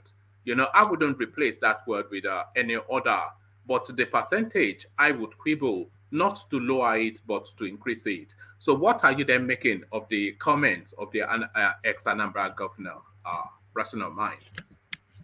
Yeah, Woman, thank you. Good morning, everybody.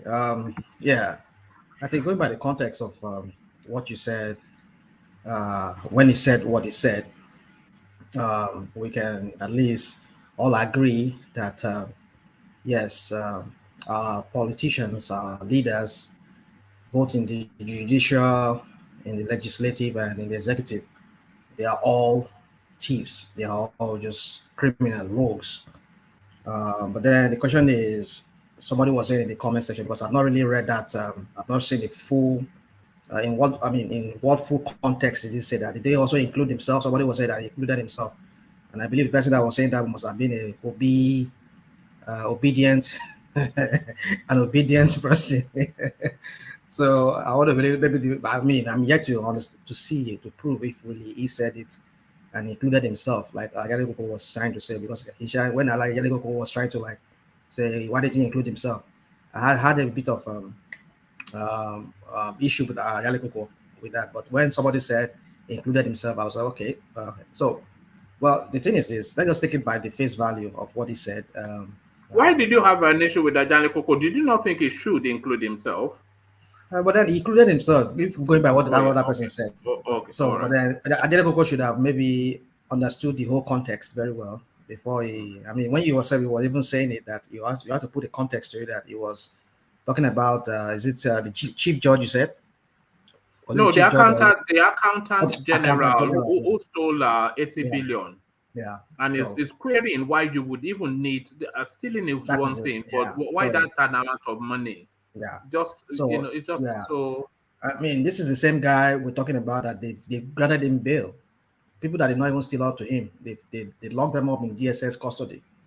I mean, it's just understand you. They tell you that there's much more than what we know about that money that went missing. In fact, some people say the money was 100 and something billion naira, was the total amount of money. And I know for him to have stolen that amount of money from the coffers of the federal government, and the SGF does not know about it. The Minister of Finance does not know about it. Emefiele does not know about it. The cabals in Aso Rock does not know about it. You cannot tell me they don't know about it. That man did not steal that whole money by himself. I mean, even with the depreciation of Naira, that amount of money is a huge amount of money. This woman there at the finance, as I said, CBN, they all know about it. So they are all in on it. Even the cabals in Aso Rock. That is why they could give the guy a bail, or kind of like frame the whole thing up and make it look like, okay, trivialize it, and the man is off the hook at this time. So if Obi is speaking to that, well, fine and good. That yes, this is lunacy when we have kleptocrats taking over the whole part of our governance, and they just enriching themselves. So for me, I think he's right. But then, should he include himself? Well, the question is, was he also found to be accused of any stealing? I mean, as far as I know, he has not been accused of any stealing, apart from just that I will call it an infraction of not not declaring his assets when he's supposed to declare it. Which Is we that know is that sometimes. not tax dodging? Is that not tax dodging, which is a form No, of no, stealing? no, Is no, that's no, that's no, no, no, fraud? no, no. That's No, fraud. there's something that are legal. One man, there are certain things that are legal. You can do it legally. But the only problem I have with this is he did not declare it. He did not declare it in the form that he was supposed to declare. He hid it maybe in the name of his daughter or whatever, however he did it. So that is still debatable too. So for me, until What I is hear that, debatable? What he's not disputing it. He said he didn't know. yeah, that is it. He said he didn't know. So if he doesn't know, you and I, we cannot, A we cannot bank say exactly. chairman, a bank chairman, a governor in One the man, second ignorance of the law. I concur with He, you, one man. I'm not he saying, I'm not didn't trying to, know. well, that's what he said. So, but until anybody find anything that, yeah, this guy has stolen from us, stolen from the people of Nigeria or of the states, then I would withdraw my whatever. Do you not find it somewhat curious that he will set up an offshore vehicle in a space that is notorious for money laundering by politicians globally in his second term as governor of Anambra State? Is that not a curiosity? Well, I think from what I read from that paper, it was before he became the governor. Yes, already. No, I can bring it up again. It was whilst he was governor. Yeah. Yeah, well, he won the election, and after he won the election, they denied him of his election, of his mandate. After many years, he was fighting for that, trying to get his mandate back. All right, I can dig it up if you want me to. But it was whilst he was You governor. can dig it up, no problem. I've read it. I've read it so many times on this platform. However we want to put it, for me, as long as it is his own money, even though he did not declare it, which I think it's something, it raises question on this person. I don't know. Yeah, but is it his own money though? Is the question. Well, he made millions. He made millions of pounds, millions of dollars, if not billions of naira, before he became a governor. So, but we know that sometimes they hide those things. They don't declare it, so that when they don't declare it, they can after they're out of office, they steal money. They can say, okay, okay. Here it is. Here it is. Rational mind. Since you've made me dig it up now. It says Peter Obi, his daughter, and a secret business.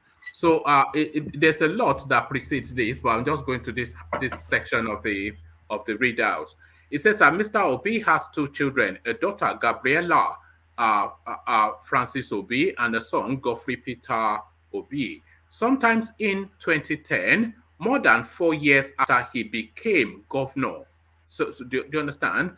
The politician developed an appetite to set up his first discrete company in British Virgin Island. He named the company Gabriella Investment Limited after his daughter. To set up what has now become a convoluted business structure, Mr. Obi first approached Access International, a secrecy enabler in Monaco, France, to help him incorporate an offshore entity in one of the world's most notorious tax havens, noted for providing conduit for wealthy and privileged corrupt political elites to hide stolen money to avoid the attention of tax authorities. So there it is right there. It was whilst he was in government. I'll copy the link and put it in the comment section. It was whilst it was in government. Yeah, so I've read it. You see, like yourself, you said it's convoluted. One more. Sorry. Yeah. Sorry, can I come in?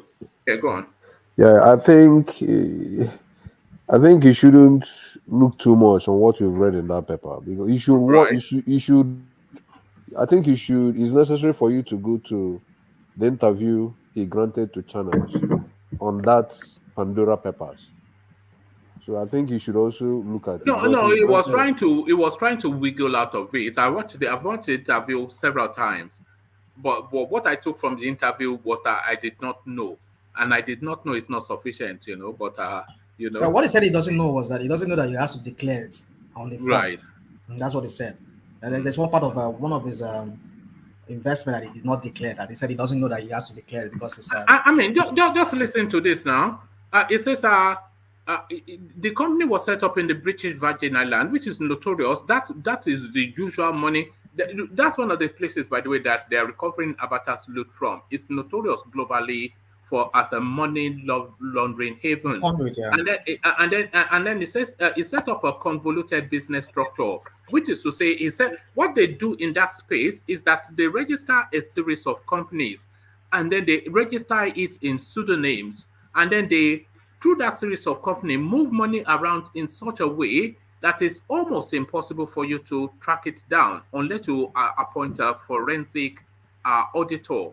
So he set up the business structure in Monaco, a place known for secrecy, and is known as it is notorious for corrupt and privileged political elites to hide stolen money.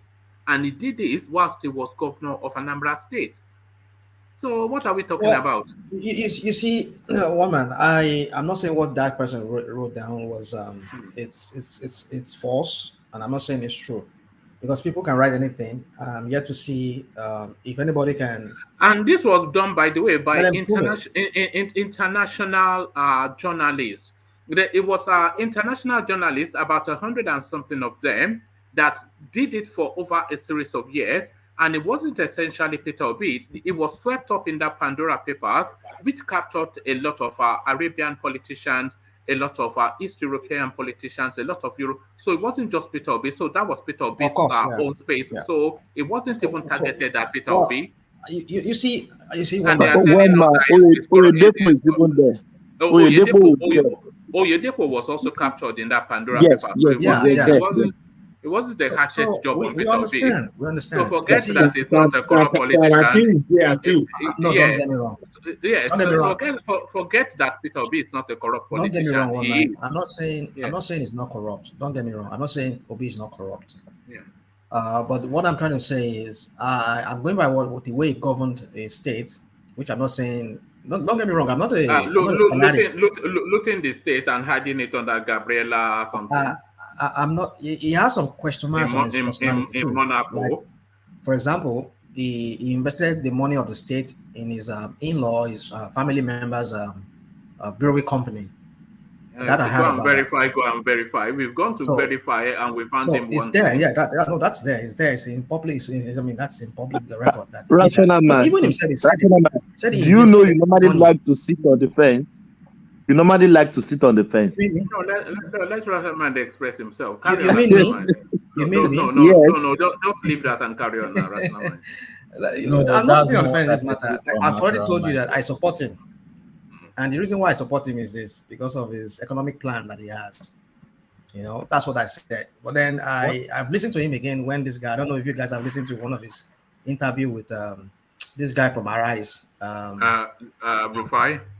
Rufai, there's this FM station that Rufai works. Yeah, we discussed it. We discussed it yesterday. Oh, you guys discussed it. So I mean, when I listened to what he said he was going to do, how he's going to circumvent this whole thing with the power brokers in Nigeria, and how he's going to go.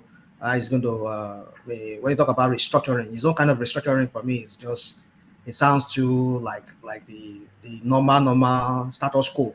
It's like he's trying to keep the status quo. So I started like kind of thinking that, do I still have to go with this guy?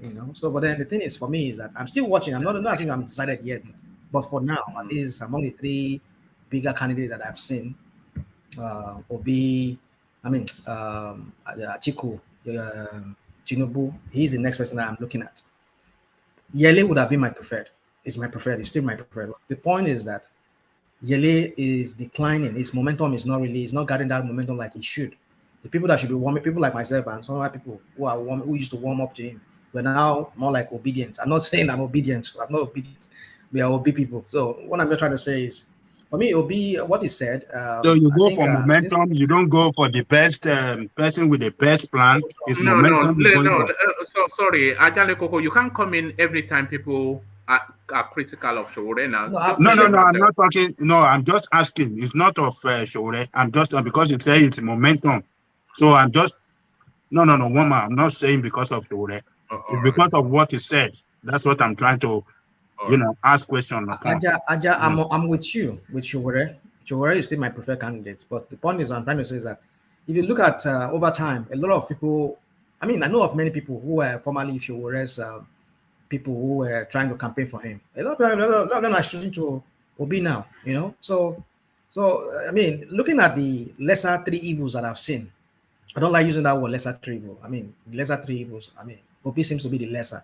It's the only one I've not really seen that his corruption case has not been really been there, except for the Pandora thing that people said is he did not declare his asset, he hid money, whatever. But then if there's any evidence that he stole from Anambra State and he put it into his company or his own personal company, let them bring it up. Beside that one that they say invested into his in-laws or his brother's company, which at least Anambra is getting money from it. They're making dividend. They're getting their dividend from it.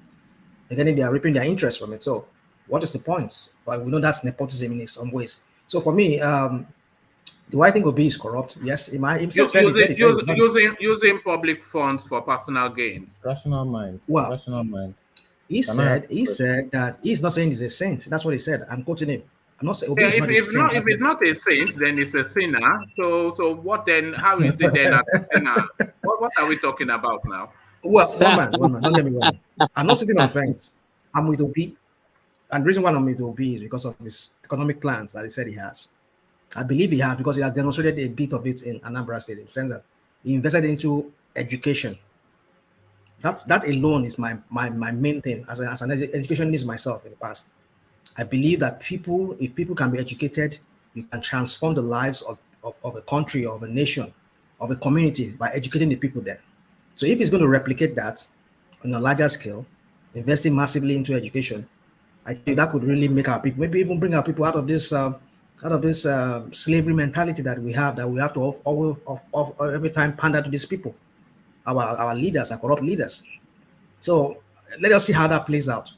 I wish Chowore would be able to take up and gather that kind of momentum that this guy is gathering, Obi is gathering. But I think Obi for now is just a man when it comes to that. So for me, what he said, I just want to go back to what you said. Calling this guy, the former Academy General of the Federation, a lunatic. Yeah, if he's any other word more than that, I think he's a lunatic because I don't understand why somebody would want to steal 90-something billion naira, which I even think is more than that. So that's all I have to say for that, my own man. All right, brilliant. My system dipped out for a moment. So can you still hear me though? Can you hear me? Yeah, we can hear you. All right, brilliant. Good. So thank you, Rational Mind, for that. So let's go on from you, Rational Mind.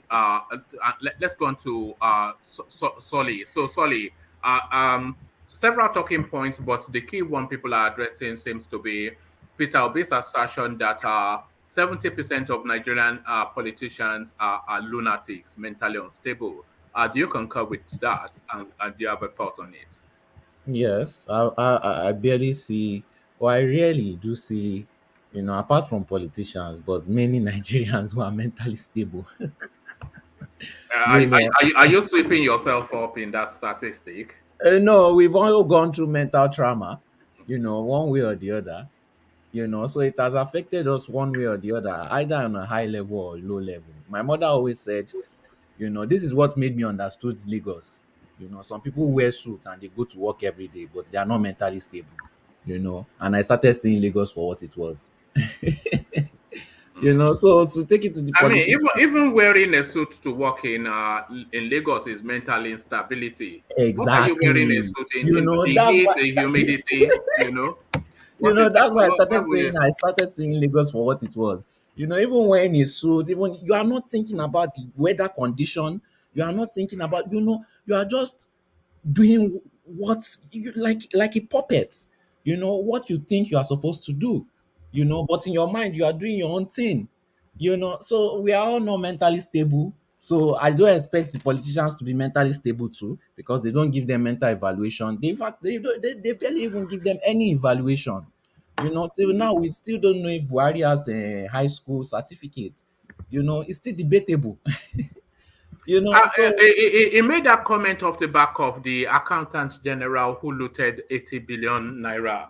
So he's saying that goes beyond greed. That is a mental condition because he's not even stealing for wealth anymore. He's just stealing for sport. Yes, but one man on this platform, you explain how they steal and why they steal. They steal enough money so that once they are caught, they can settle court case, they can settle some people, and they can go out with a certain percentage of the money. I don't think that's lunacy. I think that's somebody planning his escape route. All right. You know, so why not steal the most when you're still going to give out a lot away? If I'm going to steal 50 billion and I'm going to give out 30 billion away, why not steal 100 billion so that I'll have double the money? You know, to me, it's not lunacy. It's just someone planning his exit. And I like the fact that I think it was Rational Mind that was saying he's not the only one. We have a problem in Nigeria where we like to point to one person, you know, but is it one person that all the things went through? When I went to, I don't want to mention the name of the bank, the politician came, told them to transfer money. It's 3 people in the bank that went to transfer the money. Is it only the politician that stole it? You know, you know. So are we? He himself. You know, one thing I wanted to address. You know, Rational Mind. You come here a lot. You talk about Tinubu. You insult him. But you support politicians that are doing the same. Okay, now they said Peter Obi devised this method. At the end of the day, is to steal money. He's doing the same thing Tinubu did. Is most of what Tinubu has done. Where is the money is stored now? Sorry. No. Where is the money stored? Oh, okay. Where's the money that Tinubu stole? When Exactly, has Tinubu ever same been thing. convicted Yes. of stealing money? So We have it Peter there. No? Obi- We have it there. Hold on. Peter Obi- You want me to say The it? bullion van, Abi? Bullion van? Not that just that one. Not just that one. Not just that one. The Alpha Beta. You know how much Right. Alpha Beta gets for a service in Lagos? All right. No. Let's go to Alpha Beta. How is Alpha Beta a crime? What is Hold Alpha on. Beta? Hold Hold on. on, What hold is on. Alpha? legally. Yeah. Hold on, hold on. Solly. What is Alpha Beta? Start from there. What is Alpha Beta? It's a tax company. Right. They audit Lagos state tax. So No, Is it that is the answer you're looking not. for? No, it's not. This is what? Oh, what did they do? It's a tax collection company. It's a revenue generating company that Lagos State commissioned to quadruple. It's increased Lagos State internally generated revenue by 1,000-fold, which is what they commissioned them to do. Well, man, you like to embellish things. Has it not? Is it not true? Hold on.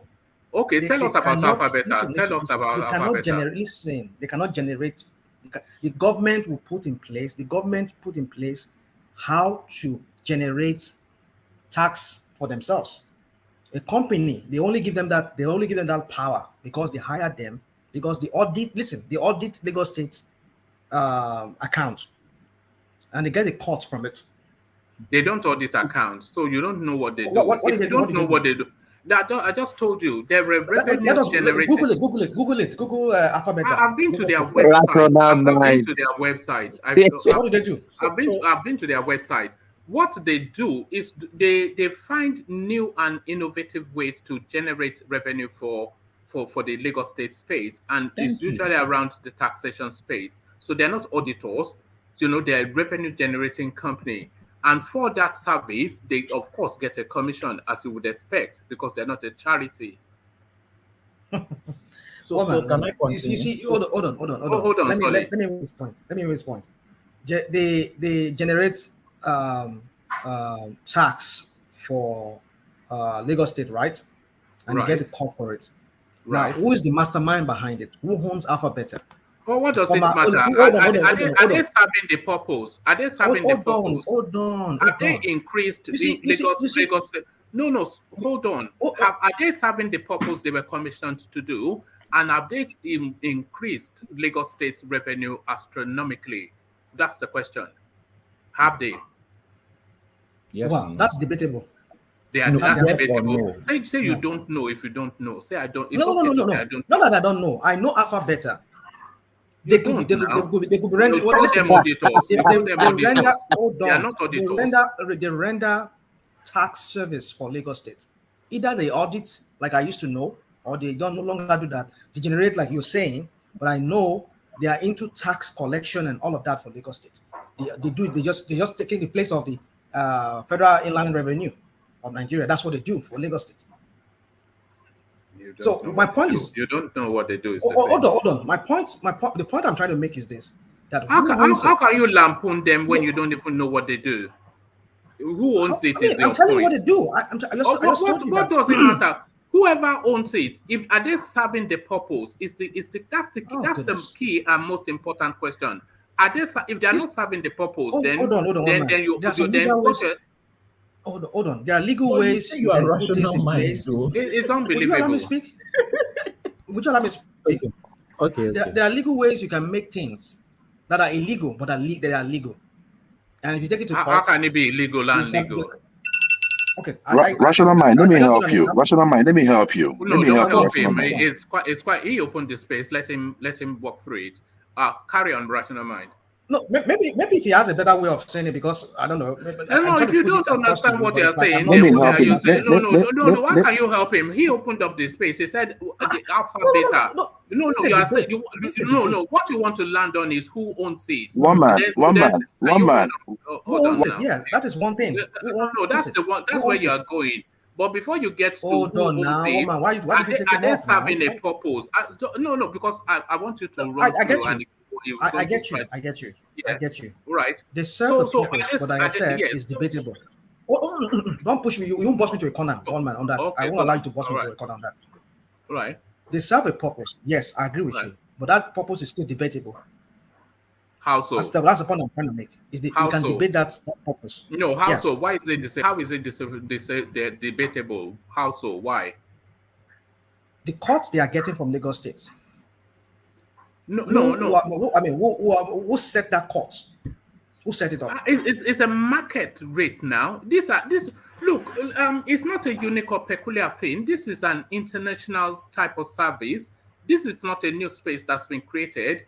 There are in your local authority, wherever you are, your local authority, your state government, your federal space, they commission services to private entrepreneurs to private enterprise on an agreed sort of percentage, which is usually performance related. Not at the level Lagos State is doing now with Alpha Beta. Which is what level is that? Now, Alpha Beta has the sole role of doing that. Each state here in America, they have their own internal revenues board and service that generates. As does Lagos State. No, Lagos State does not. Alpha Beta does that for them. Exclusively. No. You say you don't know. You don't know. You don't know. If you want to know, you don't know. Because you don't. Can you pull up their profile up and let's rational mind. Lagos State have internal revenue services. But do they function? Yeah, they have it. You see, you don't know. So look, you don't they know. have it, You don't know. You are just so keen to do Tinubu down. You don't. But what we should. Hold on. Let Atiku speak. Let me hear him. Yeah, they have it, but you are right that Tinubu is using Alpha Beta. Yes, it looked like to the advantage of Lagos State, but as well to the advantage of himself. And is there a problem with that? Should they not profit? Is there a problem with that? No, yeah. Yo, hold on. What Tinubu should have done is to equip Lagos State revenue services. That is it. To do better in revenue collection, and it can be done. You have to train people, retrain them, and give them all the tools they require to function. There are certain services that there's no certain. In America here, as we are telling you, is internal revenue that is of each state that is responsible for collection of taxes. Exactly. No, they don't contract it. Do you know that? Do you know that in the UK, some of the passport services, they are subcontracted to private entrepreneurs for even a document as sensitive as passports. Yeah, that's a different thing now. We are talking about revenue. We are talking about services now.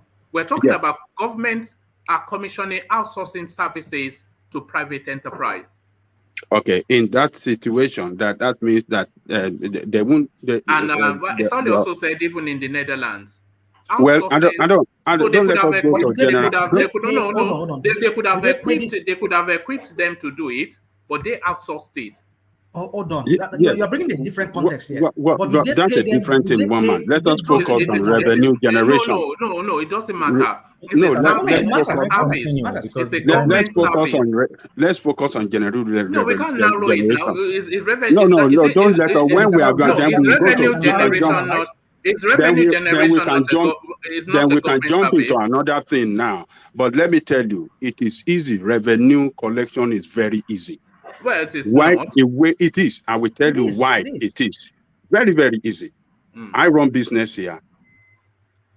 As long as you register your business in the system, you have to pay tax. You don't pay tax, they will email you, every month. It depends on the category of tax category you are. Some people, they pay their taxes every month.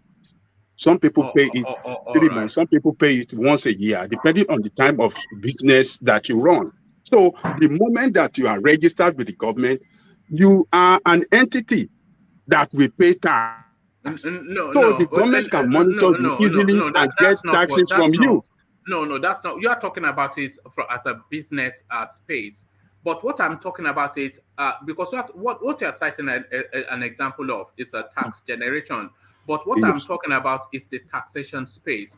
So that is just one portal. You Taxation as is a very business, broad. One portal. Another one is okay, payee. you don't want to listen. Okay, carry on. Okay. Another one is pay as you earn Yeah, but I'm from not talking workers. about that though. The- I'm not yeah. talking about that. Yeah. Those are still tax spaces. But where I am talking about are new innovative and spaces that may not be captured in taxation. So there are. Can I ask you a question, woman? Okay, go on. Okay, Kofi, can you finish up? And I just want to say, I Well, will pass you know, if Let me finish. I believe you. I'm rational man. Look, right. government, Lagos state government know all those spaces you are talking about. What this guy is doing, Bola Tinubu is doing, is the particular How come they've percentage. not been? How come they've not been able to His do own it? personal percentage from that revenue is huge.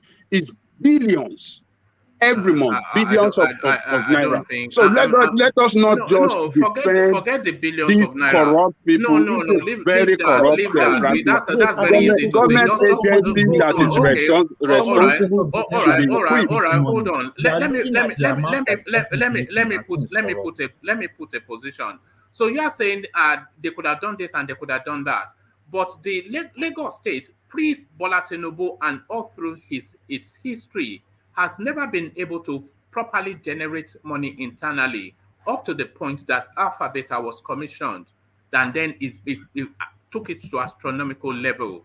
So they had all of the experts there. They had everything that they needed pre-Tinubu, during Tinubu, post-Tinubu. They've always had it, but they've never been able to do it. But they've commissioned this company to find new and innovative ways to generate taxation for the state. So that's the brief they gave the company. Did the company fulfill that brief? Yes, they did, because we are seeing it in the data of Lagos State, how the economy shot up. I think they said that Tinubu, through his period, somebody was 18%. Peter Obi said he increased the revenue by generating something in Anambra State. Lagos State was 1,700%. That's all wrapped in that alpha beta space. And that is an increment from what previously obtained, where all of these things you are saying could be done, would have been done, but were not done, until the point that they outsourced it and astronomically improved it. So let's add figures to that. Let's say Lagos State were generating 100 naira in internal revenue all the way through their history. They commissioned this company, and from that 100 naira, this company took it to 250,000 naira. And that company then says they are taking 50,000 naira, 70,000 naira from that. So is Lagos State losing by that company taking that 50, 60,000 naira when they were coming from 100 naira? Do you see? So it's performance related. You can't begrudge somebody that's through dint of hard work and creativity able to generate money for themselves. That was why I was asking the question to Rational Mind, which he docked, that did that alpha better company, did it astronomically improve the internally generated revenue in Lagos State? Which they did. I was waiting for him to say no, so I can go and dig up figures. But he docked it. They astronomically improved it, and if they did that, they're entitled to make a profit. One man, you see that template that Alphabeta is using can be handed over to the state. So he just need to train people. Is it not those people that are doing the job? Are they not human beings in Alphabeta? Would you set up a business that is profiting and give all your business back? They robbing you of your billions every month. I've already explained it, but it's unbelievable. Let's just leave it. Let's not leave it. Okay, let's remove Tinubu and let's just put another person there. But Alpha Beta still exists. You'll be applauding that person for exactly. They'll be saying, make this guy God. Exactly. It's not that Tinubu name, isn't it? It's just that Tinubu name. Woman, they don't like when him. Jakonde was there. Hold on, can I say something? Can I say something? Never. Now you one man. You put up a narrative that is not entirely true. Okay, counter when it Jakonde with was facts. there. Hold on. When Jakonde was there, as the civilian governor of Lagos State generated huge amount by the standard then in the 1970s. Then, to early 80s, it generated a huge amount of funds, tax. Despite, look, let me tell you at that time, there was tenement rates, there was tenement tax, shop tax. We used to have wole that will come to your house. They would check your house, and if there's any health issues, they will close down the house or whatever. So they generate money through all these means.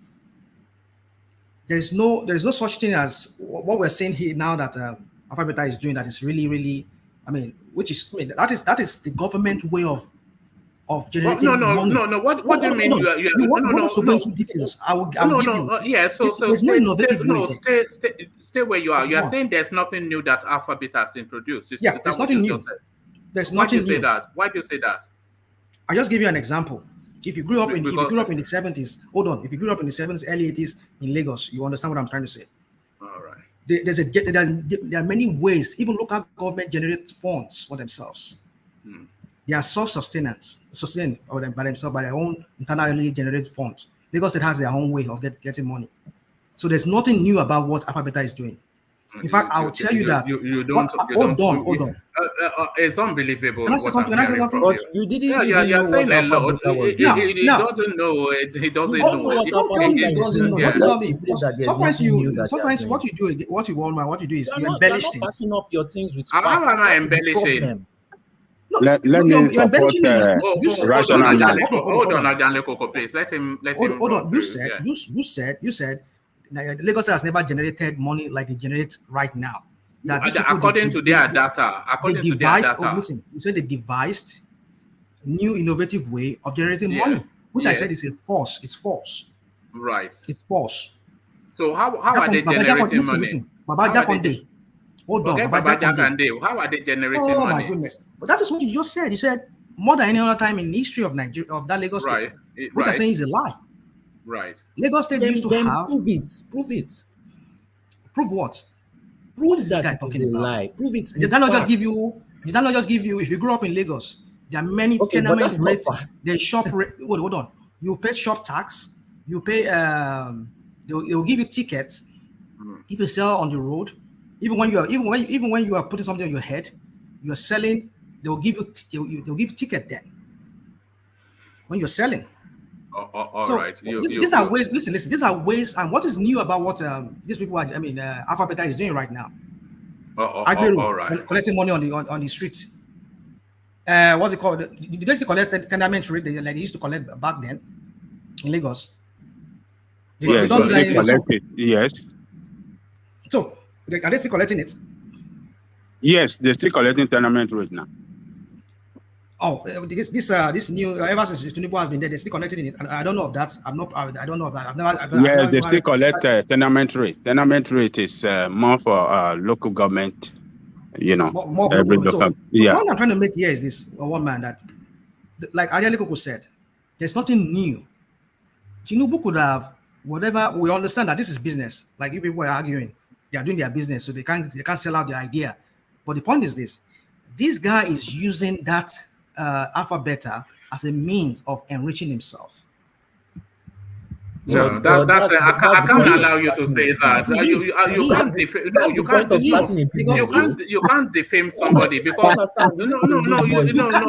you can't defame somebody like that now. Even Tinubu, as ugly and rotten as he is, If you want to serve the people, I mean, what expertise you does he don't have? know. Hold on. What do you mean? Don't Then give me this. rational You don't mind know. You carry don't all know. this Don't give me. problem. Go and You meet make it sound companies like like Coca-Cola too. No, And tell because you them don't that, know. You said they were auditors, and they are not auditors. the audit the Lagos State. They give Look at they this. give the class. I know of that. You win. I know of that. They used to No, he audit just wants Lagos. to tell us that Maybe no Tinubu is longer. looting. But they used to. and he cannot They back it never up. did. They Anybody on never this did. platform or in the comment section, if I'm saying what is out of place, just let me know.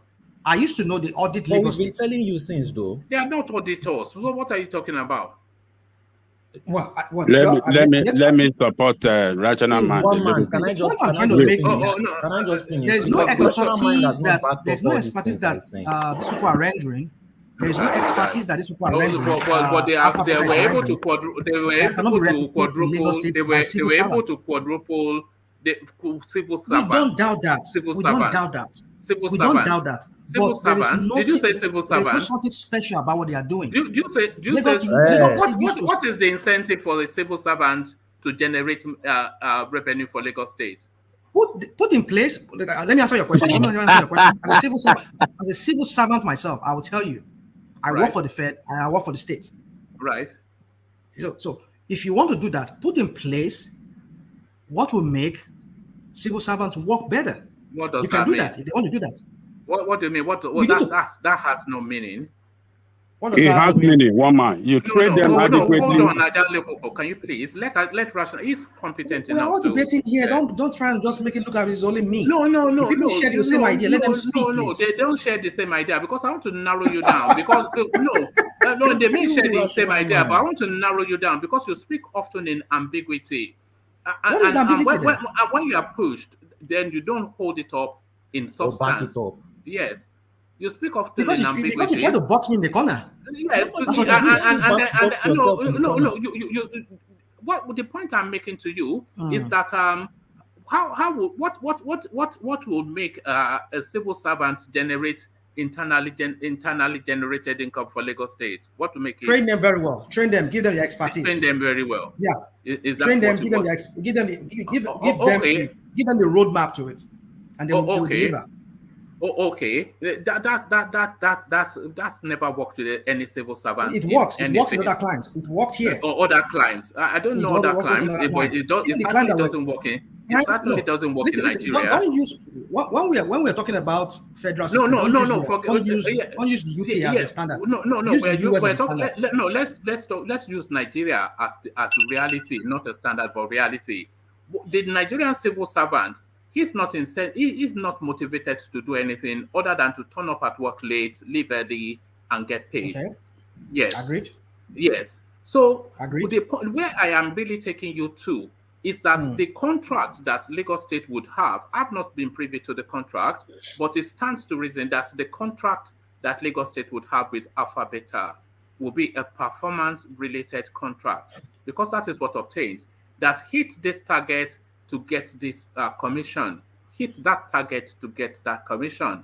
So the Alpha Beta is incentivized to push hard and generate as much as they can for Lagos State, because however much they generate for Lagos State, then they make that much more in commission. The civil servant, whether Lagos State generates something or not, no matter how well trained he is, he knows or she knows that their salary comes at the end of the month. But the private enterprise, they know that their pay is related to performance. Do you see? So that's the difference. And that is why you've seen that astronomical growth in Lagos State internally. So why can't that not be done? Why can't that be Okay, done on please, a state can level? I continue? On the civil Man, servant can I level? Why I've can't that be already done? explained it, but let's get back to Can I Solly. What you just continue? said does not make sense, No, woman. don't worry. What you Well, just said it does not makes make sense sense. to me. No, it doesn't make No, sense to it you. makes You would to say you, Just- it makes sense to you. to you. It makes no sense. Can I say something, one man? On the first level, Sorry. whatever.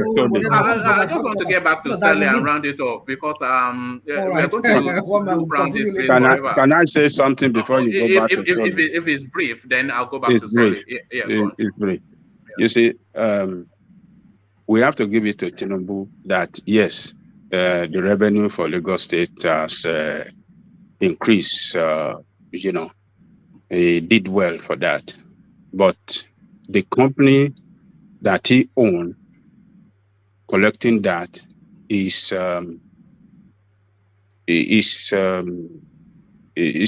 corrupt venture right there. So, but what I'm trying to tell you is that if that template they are using have been transferred to the civil service revenue generation, and they train them well equipped, special salary scale for them, their salary scale is not going to be as regular as that of civil servant because they are doing a special service to run the state finances. So give them a special salary scale, maybe salary scale that even better than some of these workers in the bank. I am telling you, one man, they will perform to the right. I expect they will perform well. Do you know that Because Alpha Beta was not? Yeah. Do you know that Alpha Beta was not originally Tinubu's idea or company? Let me tell you the backdrop of that Alpha Beta space. It was actually a bunch of astute money management, general, that sort of space, experts in that space. They came up with a business model and concept which they took to Lagos State that just walked them through how they would just shoot up the internally generated revenue of that Lagos State space to vast wealth. So they went to pitch that concept to Lagos State. So it is in the pitching of that concept and in the negotiations of that contract that Tinubu bought into that company and at some point bought it out. So it wasn't even Tinubu's concept originally, but he infiltrated that space to eventually take, and he doesn't solely own that company. I think we do know that. So all these things, this is high level stuff now, which civil servants, enterprise must get its reward. This is how business works and growth takes place. Enterprise must get its reward now. But sorry to you. One man. Yeah. Let me just. I will be brief with this. I will be brief. Please, Mr. Solly. Sorry if I'm interrupting you. Please, just give me 2 minutes because I've not even spoken on this. But let me just take 2 minutes. See, my dad used to be my dad used to work for 33. I know you guys know the company 33. And during his time as a technical audit manager, he did this thing they called high mods. I don't know if you know high mods. So my dad, I remember those days, sleeping over it, and he made that high mod as the technical audit manager for the company 33. And today, 33 high mod is a brand, and 33 is a better brand as well. Why am I saying this? When you employ somebody to do a job, you employ the person to make things better. When Tinubu came in as the Lagos State governor, he was having problems with Obasanjo, and Obasanjo stopped the monthly money going to Lagos State. Tinubu ran it around Lagos State and found that there were so many loopholes in the revenue collection model, and he increased it. He made it more efficient, and that was the function of the internal revenue generation agency that resides with the Lagos State government. So the revenue of Lagos State is already up. Now, if a company comes in and say, okay, we can see if we can help you, generate money, right? It is not bad. But if that is a company coming on its own, then probably you can, infuse them with a tax collection agency. Because if you allow them to still do the same thing that the internal generated revenue is doing, it's a duplication of function. And what is that duplication? It is the bureaucratic way of people in government to siphon money from the people. How much are they being paid? Alphabet, I heard that the generation of the money generated from internally from Lagos is about now 51 billion. And I know that Alphabet will take like at least 5 to 10%. Alphabet gets 10%, but let me Okay, give you 10%. this. Okay.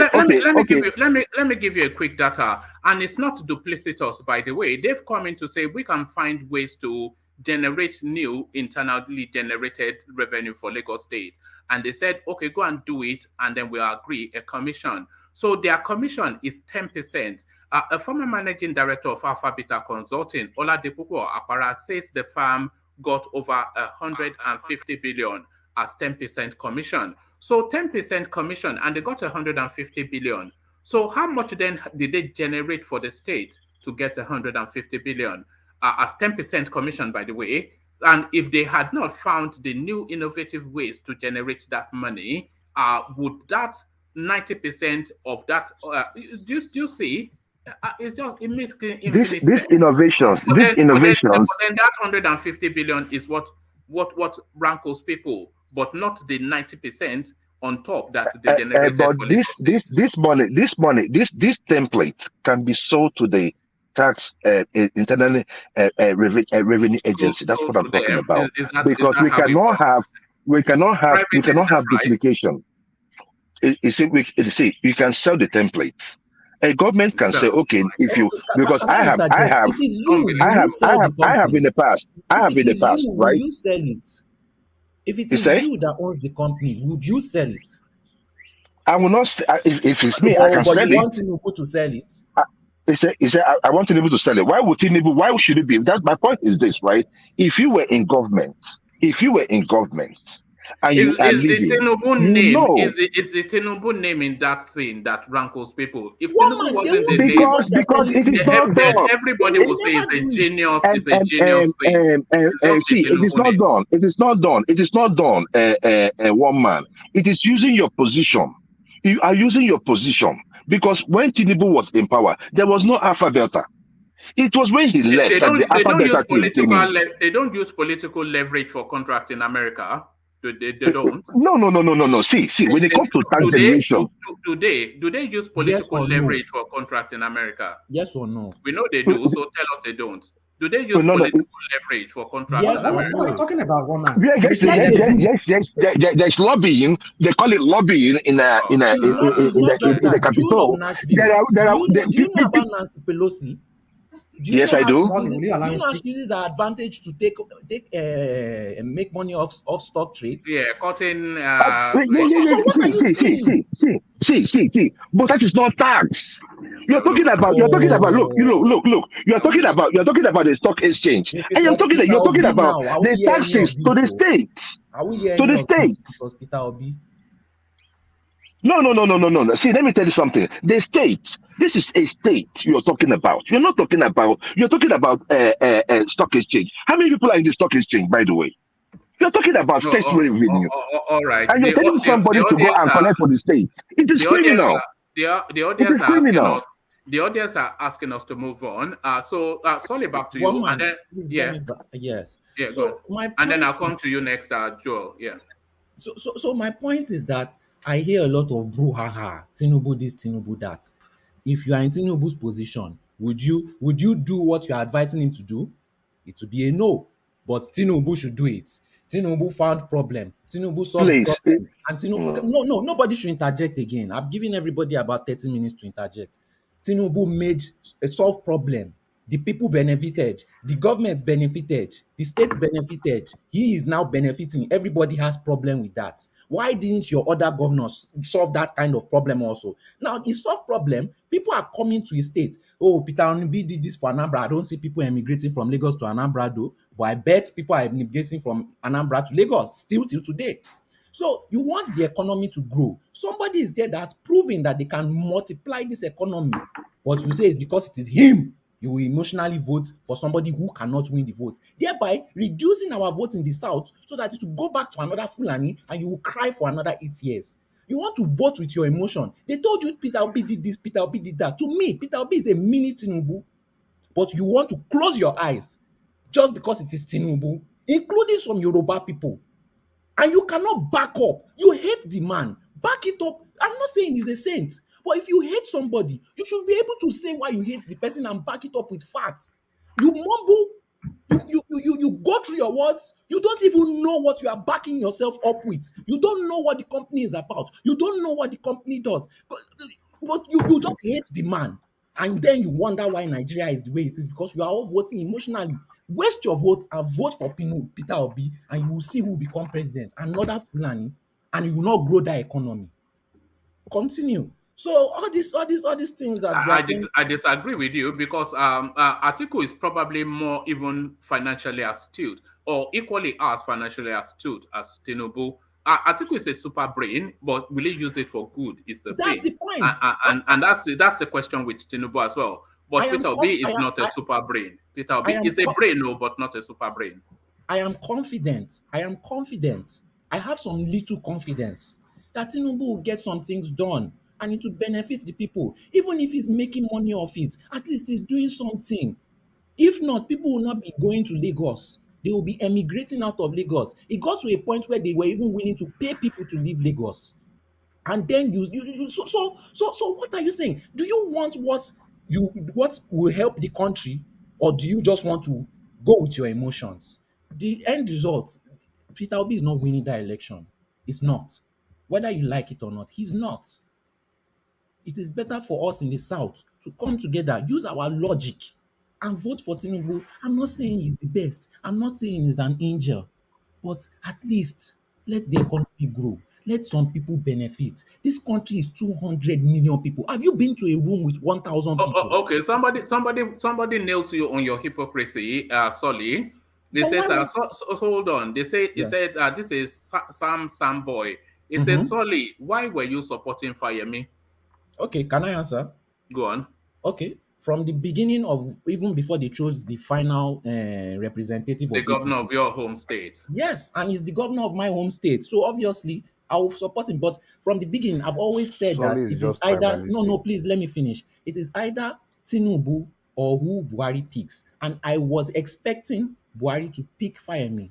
Okay, but Buhari didn't pick anybody like that. So he gave his votes to Tinubu. You don't say the hypocrisy. So you back your own, but you don't want others to back their own. It is who I want, but I was still factual all the way through. Based on ethnicity and homeboy.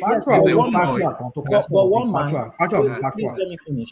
But one man, I was still factual all the way to the end. All the way to the end. When and you are supporting your home governor too. Yes, but at the end of the day, who will win? Who will win if you are being factual? I can support my candidates, but it doesn't mean that I'll now let emotions cloud facts. Have you abandoned Sowore? You have abandoned Sowore now. I would love him to win, but is he going to win? Is he? Okay, so exactly. You will still land with Peter Obi anyway because you hopped from Sowore to Fayemi, and then you hopped from Fayemi to Tinubu. So you are still hopping. So you hop again to. Are you flip flopping like? If it is hopping, I'll be delusional like Peter Obi supporters and be saying that it's Peter Obi that is going to win. If I support Fayemi, I still say Tinubu will win. If I support Sowore, I still say Tinubu will win. Because I'm being factual. I'm just telling you who I What is this factual you're always talking? I don't even understand what this guy is talking about. If you win this election, I'll give you $1,000. If he doesn't, will you give me $1,000? So when you involve money, people's rational mind now comes in. When you You involve trying to money, take a bet people or what? have mind for- yes, No, a no, bet. I don't think rational mind is saying Peter Obi will win the election. No, So but I'm he's not. supporting him. I don't. I'm not aware that he is, but Okay, rational mind. Do you think Peter Obi will win the election? I hope think he he will wins. win the election. not that I you think he want will him win. to. Woman, I Not think that you want so. I'm him to. telling Do you you. think he will? I think he will win. Stolly, please, if you want to support Tinubu, there's no problem with that, and I don't have problem. It's Look, not about when support. we were talking about Alpha Beta, right? We were talking about Alpha Beta as as just a singular thing. We weren't talking about if Tinubu was electable or not. So I don't know where the thing went from. We're discussing Alpha Beta, you went to Tinubu, you went to OB and all that. Look, let me tell you something. We can put some history to it. The same thing Tinubu went through in Lagos State. Chris Ngige went through that in Anambra State. Before Chris Ngige came in, we were told Anambra had no money. When Obasanjo refused to pay Chris Ngige some money, his monthly money, Chris Ngige now went into real taxation in Anambra State, and now found out that he could build all the roads and do everything from taxation from only Onitsha and Nnewi. He left that template for the incoming governor. Hey, Jewel, Tinubu started that alphabet. He started the alphabet before Obasanjo stopped money flow to Lagos State. He started it before that time. It is not the Obasanjo's stoppage of money to Lagos State that cheered him into alphabet, right? Okay. So he got alphabet while he was still in governor. While he was still the governor. Is that what you're saying, Ajay? No. What I'm telling you, yes, he started it as a governor, but before Obasanjo stopped payment of local government money to him. Okay, good. So he was a governor. He was a governor collecting money on behalf of the state for a company that he owns. Yes. Hey, Ajay Koko. That's a conflict of between interest. Between me and you, is that right or wrong?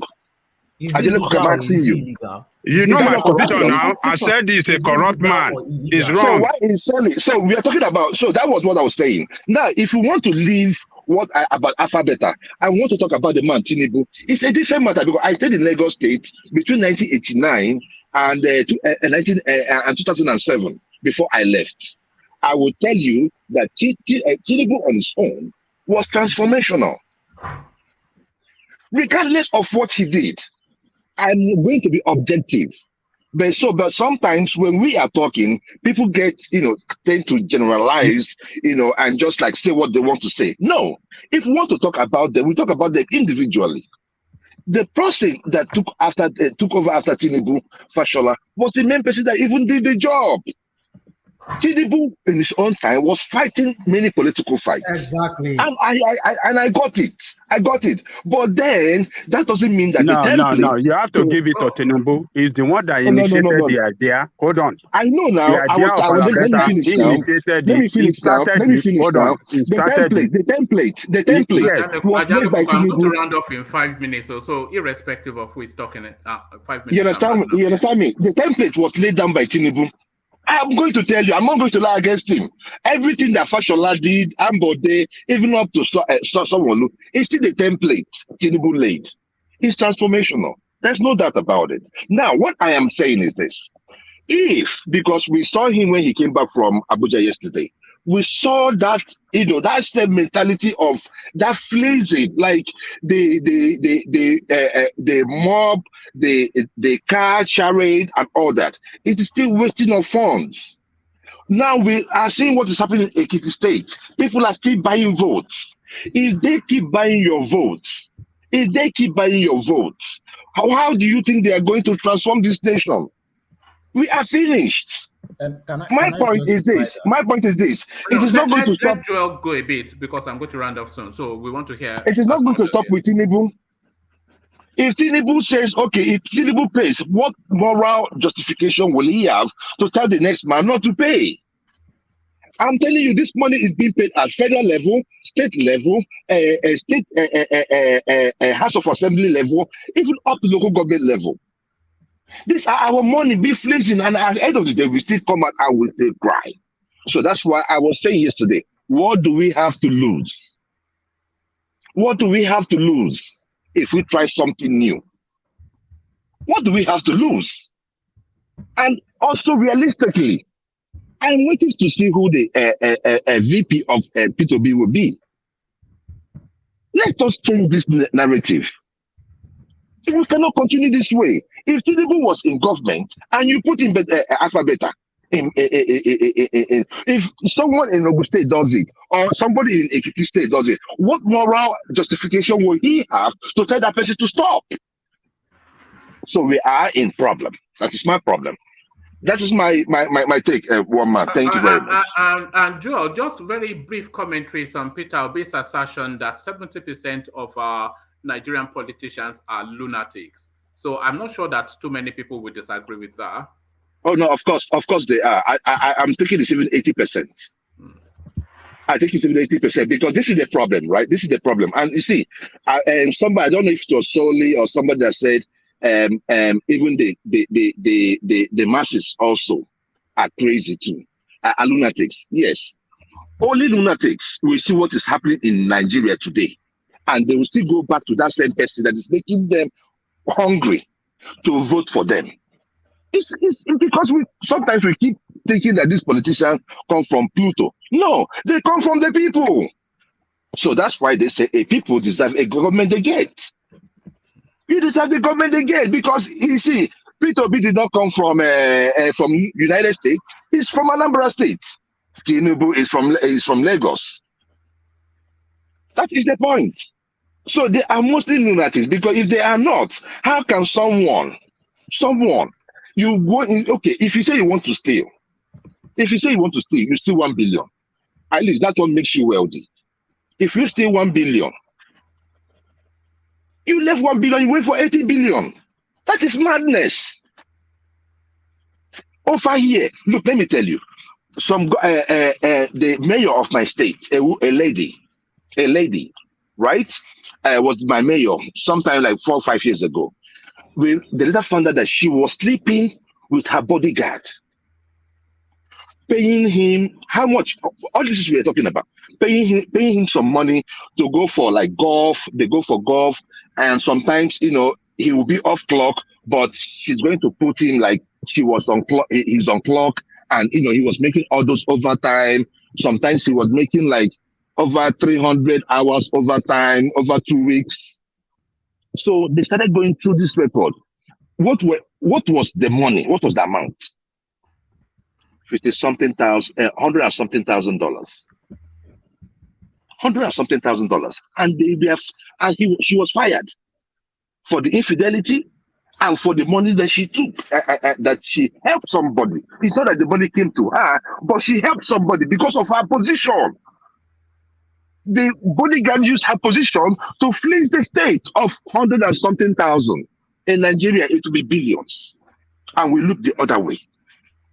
So most of them are lunatics, of course. And that is why we are saying, let's do something new. To take them out, we need somebody that thinks differently. If Peter B is stingy, let him be stingy. If he's stingy with state resources, let people in there know that, look, this is state resources. You cannot deal with them like the way you want it. All right. That is my point. Thank you so much. Thank you, Joel. So thank you, Joel. Join us if you can for the later evening. People always delight in hearing from you and everyone else that's been on the platform so far. Final words to Alexander Gomez, who makes an observation. He says, rational mind versus one-man debates, legendary on this revenge channel.